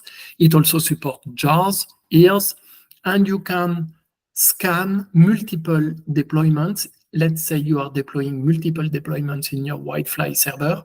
You need the server to answer all the requirements of all the deployments. So Glow can scan multiple deployments, jar, ear, wars. So it will scan your deployments and output the Galion configuration. So its documentation is reachable from the docs.wildfly.org website. And we have a documentation that goes much deeper than what I am going to present. So if you're interested, I really advise you to have a look to this documentation. So the main features of WildFly Glow. It understands the connections that exist between the layers and your applications. What are the Java types and annotation you are using, the XML descriptor contents, property files. A lot of data actually is processed by WildFly Glow to identify what you need. But as we know, inside the deployment, you don't express everything. Some good example is SSL. Your deployment can be deployed in a secured or unsecured server. There is no clue inside the deployment to find out that you need SSL. You are using REST endpoint. Perhaps you are interested in enabling the microprofile OpenAPI endpoint. You are perhaps requiring to use WildFly CLI because you are going to fine-tune the server in the next step. We don't know from the deployment. But at least what we know the core set of layers that your deployment need, and from it we can suggest some interesting features. So perhaps you are not aware that microprofile OpenAPI exists, is supported by WildFly. But because you are using REST-easy, WildFly Glow can suggest you that microprofile OpenAPI could be a good addition to it. And we also focus on one specific topic, is that connection to database. Configuring data source, Romain presented it in his presentation, is not that trivial to configure. You have quite a lot of attributes and resources to set up, and we are thinking that it can be an issue in itself to configure data source. And because Glow discovers that you need data source, it goes one step further and is going to help you fully configure your data source. I will demonstrate that. So another interesting aspect, as we know, we are WildFly user, is the high availability capabilities of WildFly to create a cluster of server.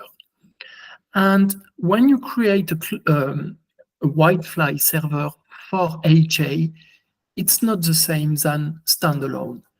The set of Galeon layers is different. We have even some layers that are not working well together. So you need to exclude some and add some others.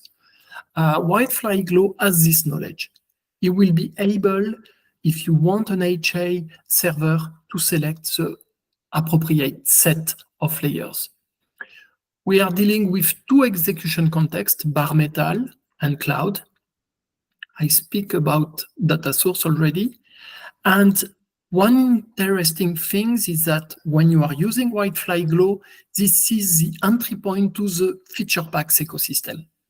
It contains a repository of not all, but at least the feature packs that we know are working well with WildFly.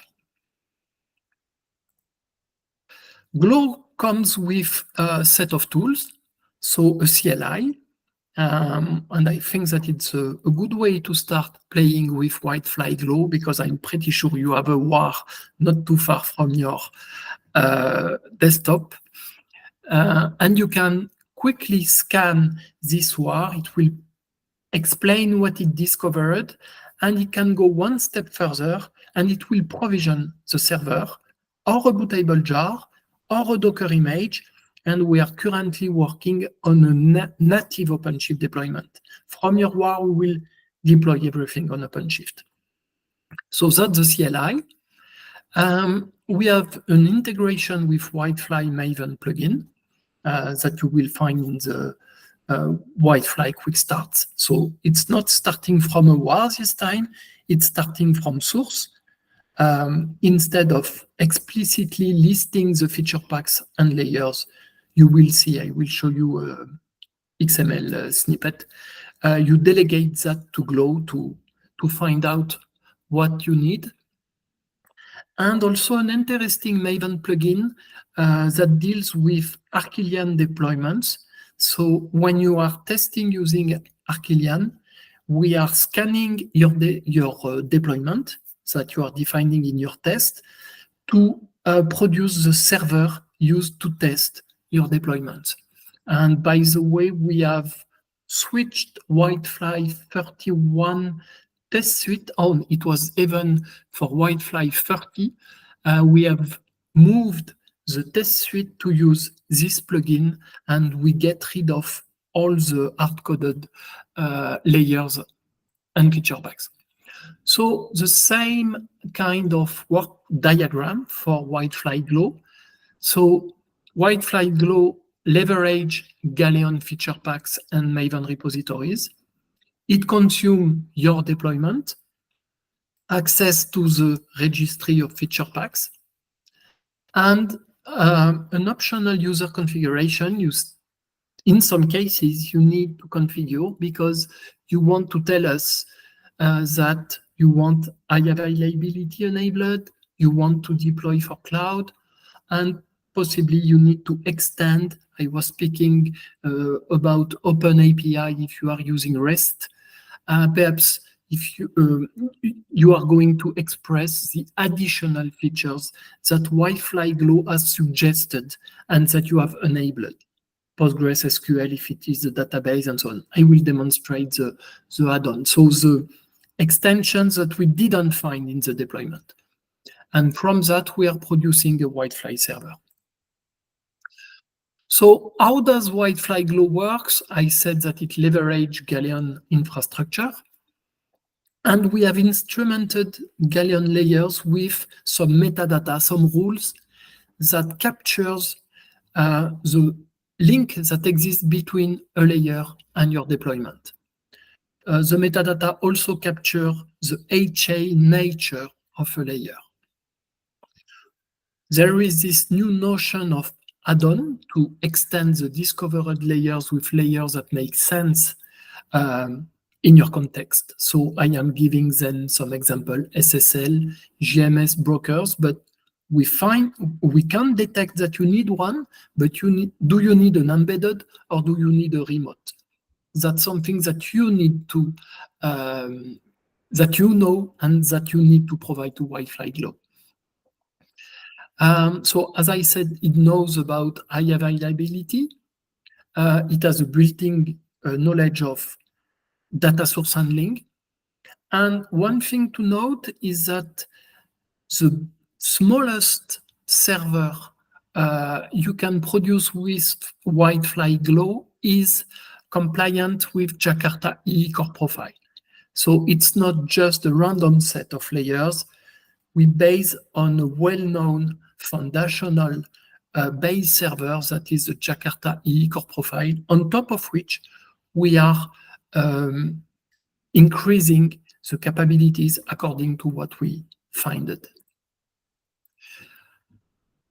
I was speaking about rules. So rules are really an implementation detail when you are a WildFly Glow user. But if you are developing WildFly feature pack, I advise you that you access their documentation. So we have the list of rules with their syntax and description. And you can find examples of rules in the same documentation for all the layers that have been instrumented. You can find the rules that can give you example when you want to define the rules for your own Galleon layers.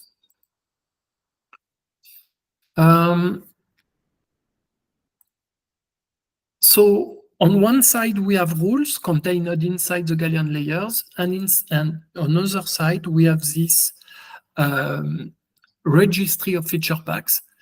So this registry of feature packs is really a simple online GitHub project that contains for each WildFly version,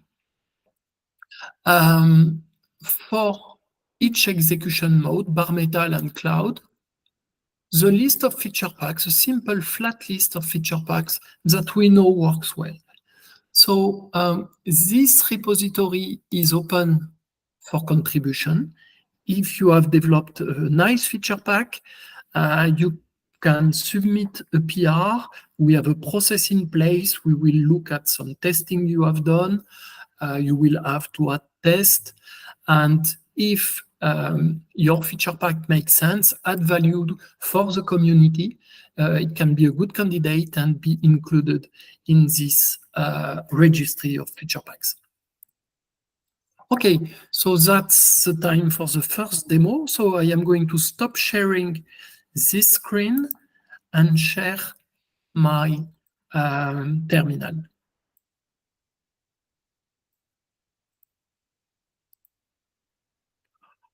So I have downloaded WildFly Glow from the website. So if you go to WildFly Glow GitHub project, you will go to the release page. You will find the latest release, that is the beta 9. And you will download the CLI. And the first thing is we have a nice help. We are using Picocly internally. That is a very powerful way to develop CLI. So you can find the help that will drive you to use the commands. The first thing, we are going to scan the kitchen sink. Kitchen sink is an old quick start of WildFly that activate quite a lot of features of WildFly. So WildFly Glow has scanned it, and we can find that it discovered that it needs WildFly Galleon pack. We are always using the latest WildFly version. You have the ability to restrict that to a given version. He found a set of layers GPA, GB, JXRS, GSF, H2 driver. And that's really the core set that you need. I'm going to, even if I am not going to run in HA, I am going to show you the discovery of the same application, but this time I want it to be HA enabled. So this time we can see the set of layers is slightly different. This time the EGB dist cache is included and the local cache has been excluded. GPA is no more present, but we have a GPA distributed that relies on a different infinite spans cache for remoting. So that's what Glow discovered in this case. So I am going one step further and create a bootable jar. So if you add the -- provision option bootable jar, it will discover stuff, but will go one step further. I think I have, yes, from a previous dry run that was not that dry. I have a server running already. So let me start again. So I am provisioning bootable jar. So it's typical Galeon provisioning at the end of the discovery. And we are copying the deployment that we have scanned inside the server. And we package that inside the bootable jar. If you are not aware of bootable jar, it's mainly a fat jar that is executable. So I am going to start it.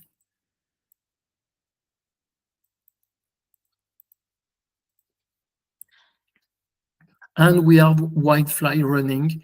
I noticed that my laptop is a bit slower now. I suspect that it's caused by my presentation.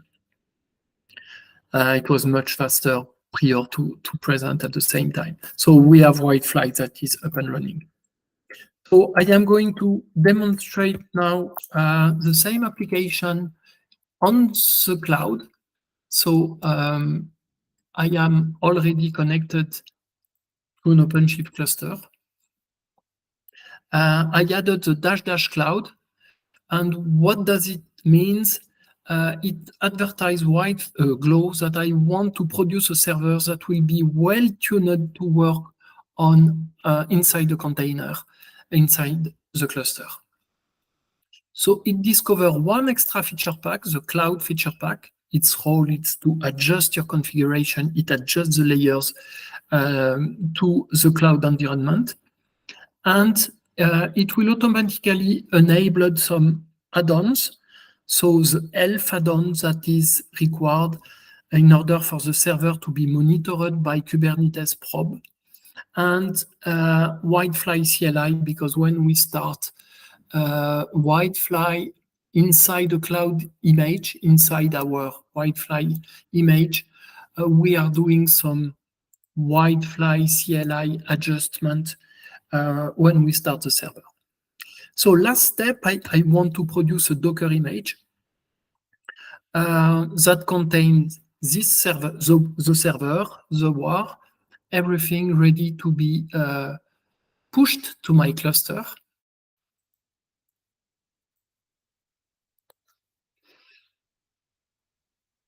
Okay, we are done. We have produced the OpenShift image, the Docker image that I'm going to push to OpenShift.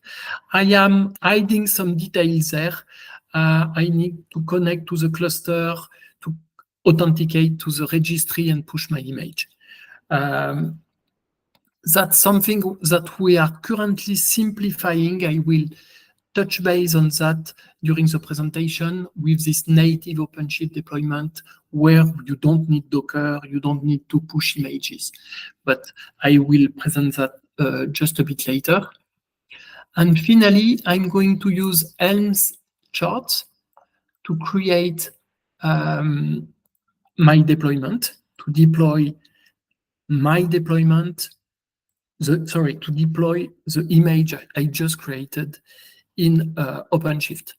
So I am going to stop sharing and share again to show you the admin console of OpenShift.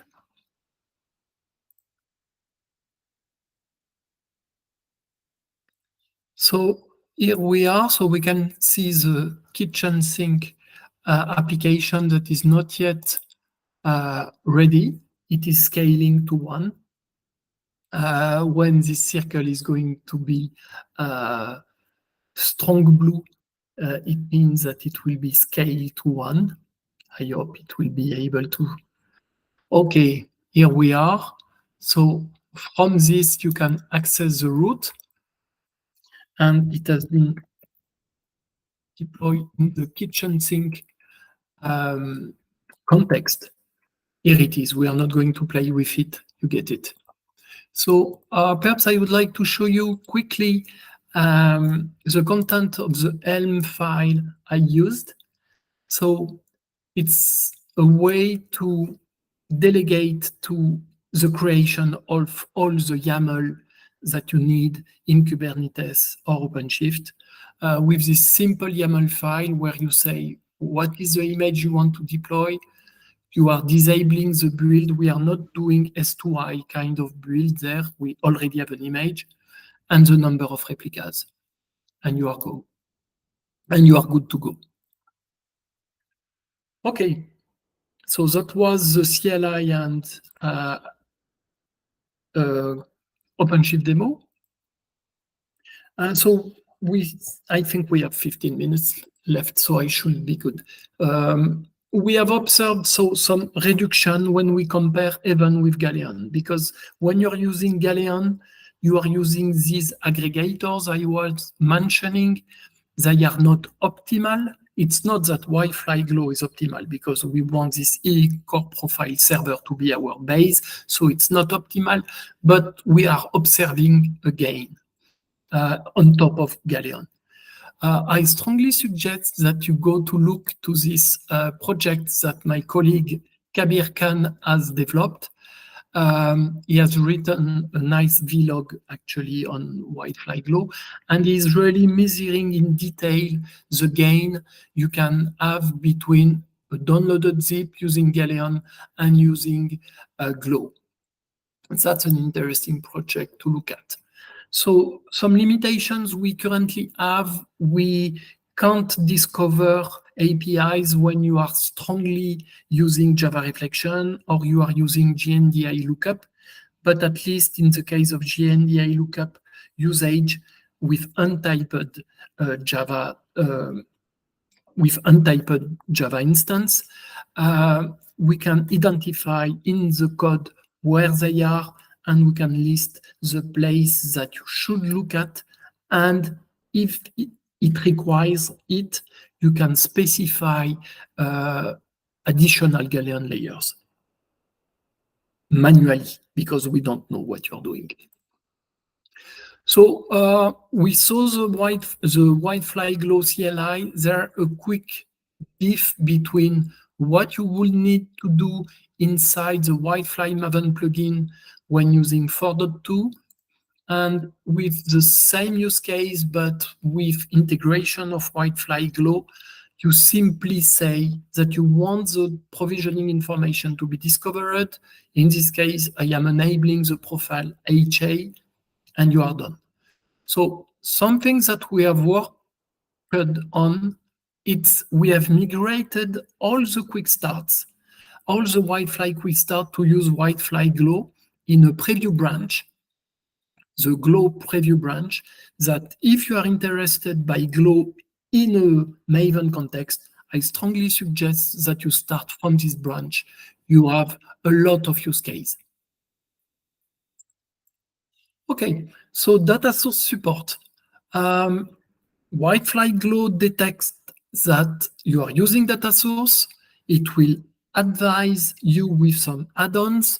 It is going to help you configure them and provide you some information even on how to start your server with this configuration. So I'm going to be a bit quick. I want to demonstrate it. Let me share my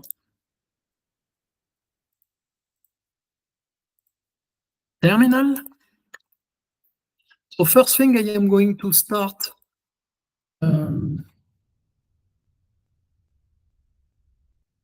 the Postgres server.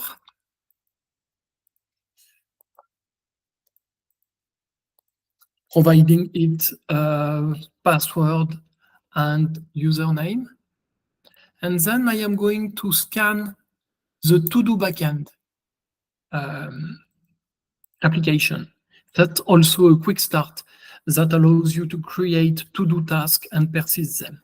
And what we can see is that WildFly Glow has identified that something is missing. We have found an unbound data source. You are using a data source, but you are not providing any backend to actually make it concrete. So we are adding the add-ons PostgreSQL that WildFly Glow is advising. And this time it says that the problem is fixed. And in order to configure it, you need to set this set of environment variables. We can see that some environment variables are already pre-filled with what WildFly Glow found, and so almost some others WildFly Glow expect that you provide a value for, password, etc. So I'm going to provision a server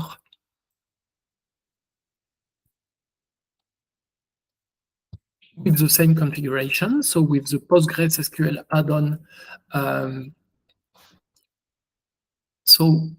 And I'm going to start my server with a set of environment variables that WildFly Glow suggested.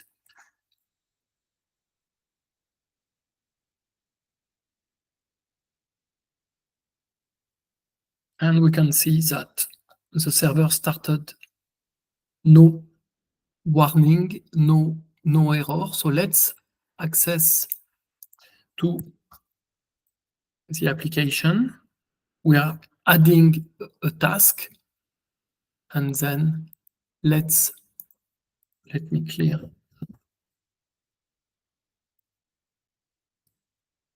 And we can see the task that has been persisted. Okay, so I'm going back to the presentation.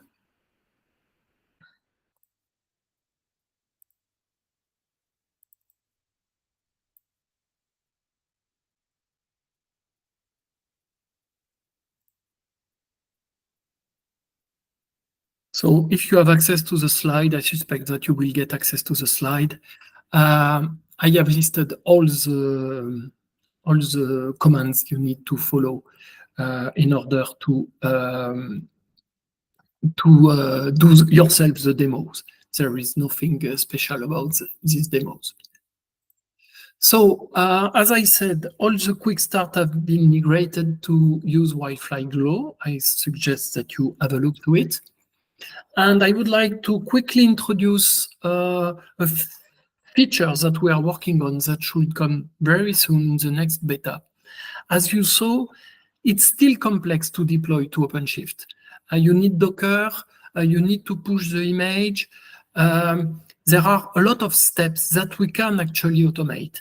Not automate in all cases, I would say, not automate in a production context in which you would like to finally control everything. But as a developer, I sometimes struggled by how can I deploy PostgreSQL, Keycloak, we have support for Keycloak, Artemis, GMS broker. I want to focus on my deployment. I don't want to care about all these third parties. So this is what we are adding. We are adding a new kind of provisioning. So you saw server, you saw bootable jar, you saw Docker image, and we are introducing OpenShift, and we push the WAR and what we found, the Galleon configuration, to OpenShift that will provision the server, create the image, start PostgreSQL. Obviously, we will support a subset. I think that we will support PostgreSQL, Keycloak, and Artemis. GMS broker as the first step. We could add MySQL in the future, etc. So that's really a way to speed up your development in the cloud. So obviously we will blog about it, perhaps do a vlog in the next beta. So stay tuned if you are doing some OpenShift deployment.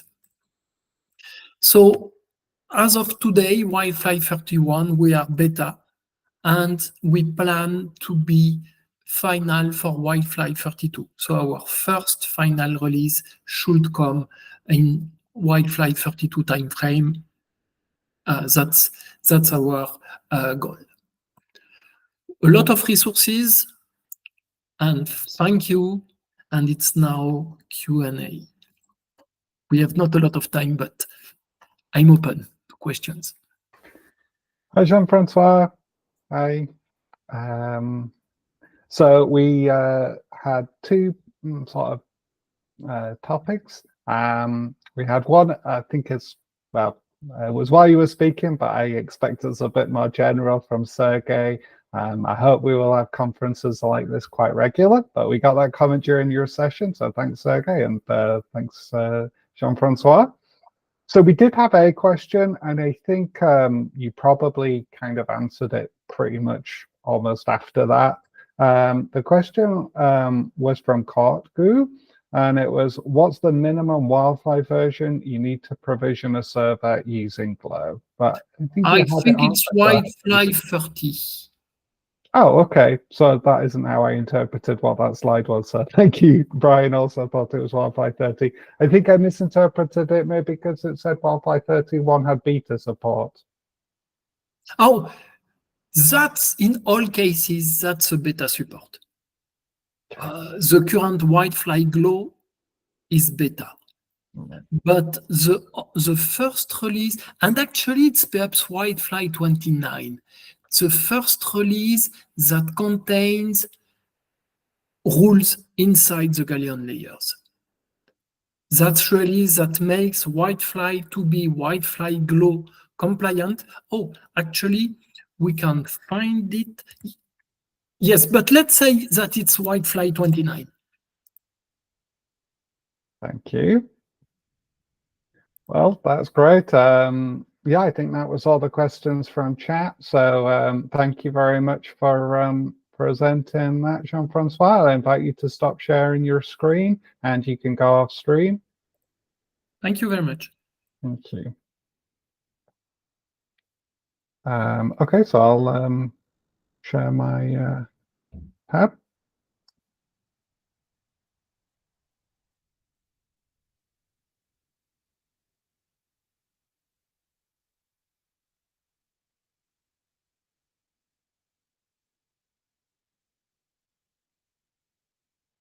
Okay, so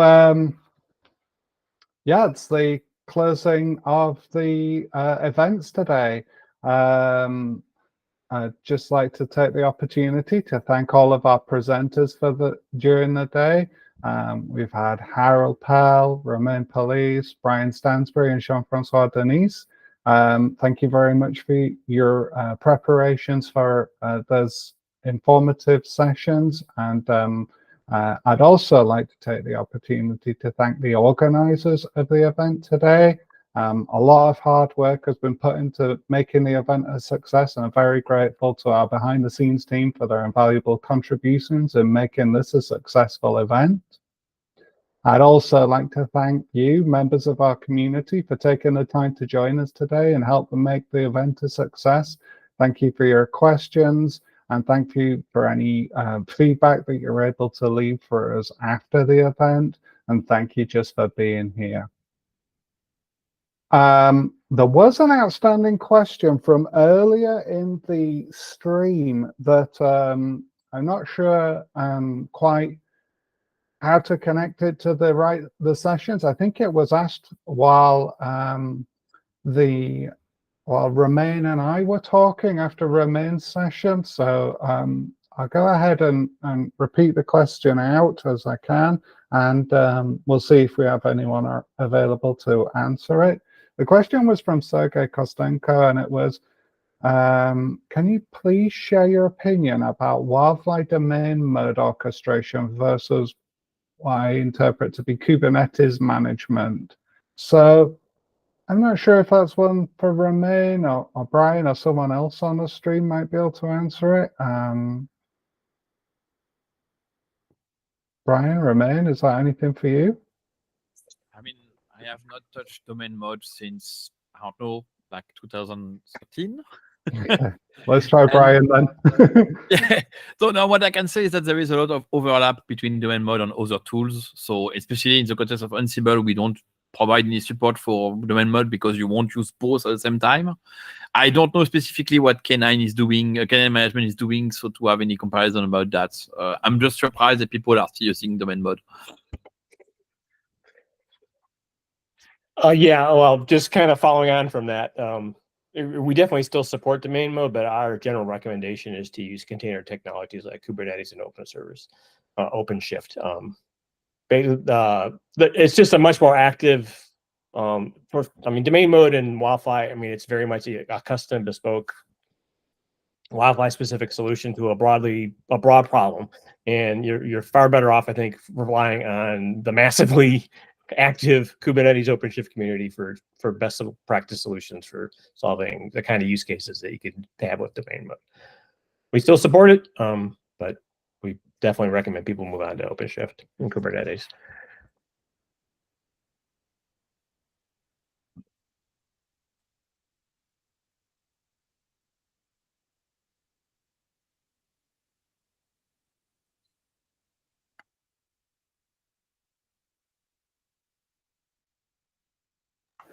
Thank you very much for your answers. I haven't noticed any more questions going in, except to say that there's something in the chat from Jean Taxi, which looks like does look like a question, but I haven't had a chance to parse it out fully. Potentially overseed, obsolete, WildFly Glow always works together with Gallium. I think I'll just take this question out of it. So Jean-Francois, I think it's for you. WildFly Glow always works together with Gallium feature packs for service deployments of specific module/subsystem requirements. Jean-Francois, is that something you could answer? You're probably on mute and your video's off, I guess. Are you here still? Oh, sorry. I don't fully get WildFly Glow always works together with Gallium feature pack for service deployment of specific module subsystem requirement. Yes, yes, WildFly Glow really relies on WildFly Gallium layers. So what you will find subsystems and modules as you find in WildFly. There is no change there. A layer is bound to some JBoss modules and subsystem. So yes, it's always works together with, but I'm not fully sure I get the question. I'm sorry, perhaps.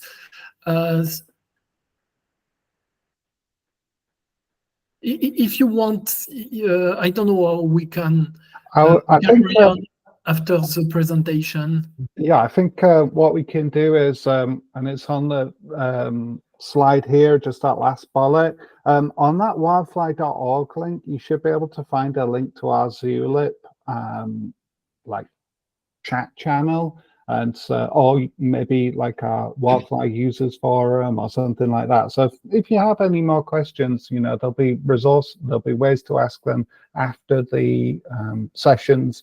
via one of those mechanisms, or WildFly Dev, even if it was like a development style question. So please take a look on wildfly.org for ways to reach out to the team and the community after the call, after the conference. Okay, so I didn't see that there is 2 questions, and I will speak under the control of Brian, but yes, for potentially overseed obsoletes patching, definitely. All the Galeon tooling obsolete and overrides the patching. Yeah, I can talk a little bit more to that. So basically, core service patching, that's kind of the management resource that in earlier versions of WildFly, there was patching tooling you could apply. We could generate and apply patches using a completely different set of technology from Galeon, and so Galeon-based tooling has definitely replaced that. It's still part of the management API of WildFly, primarily to allow a domain mode domain controller to manage to manage servers, to apply patches out to secondary host controllers.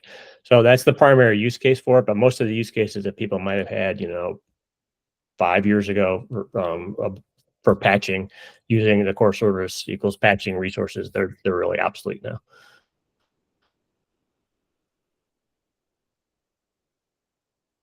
Thanks, Brian. In the chat as well, Prathana, I don't know whether it took the link out of where you said to provide any feedback, but there's please do provide feedback. You can see it on screen at the moment. It's https:/tinyurl.com/wildfly, at least for now. I guess that's probably time bound how long that would be available. But there is also a link on the wildfly.org/conference page to a feedback form as well. So please, we would really welcome all your feedback on today's sessions and event structure and so on. So please do provide that. But I don't think there's much in the chat to mention further than that. So I think we can draw it to a close, and thank you, speakers, and thank you, attendees and the organizers. I really appreciate it, and hopefully we'll see you again for another one of these in the future. Thank you, everyone, and goodbye. Goodbye. Thanks, everyone. Goodbye. Thank you. Goodbye. Bye, guys.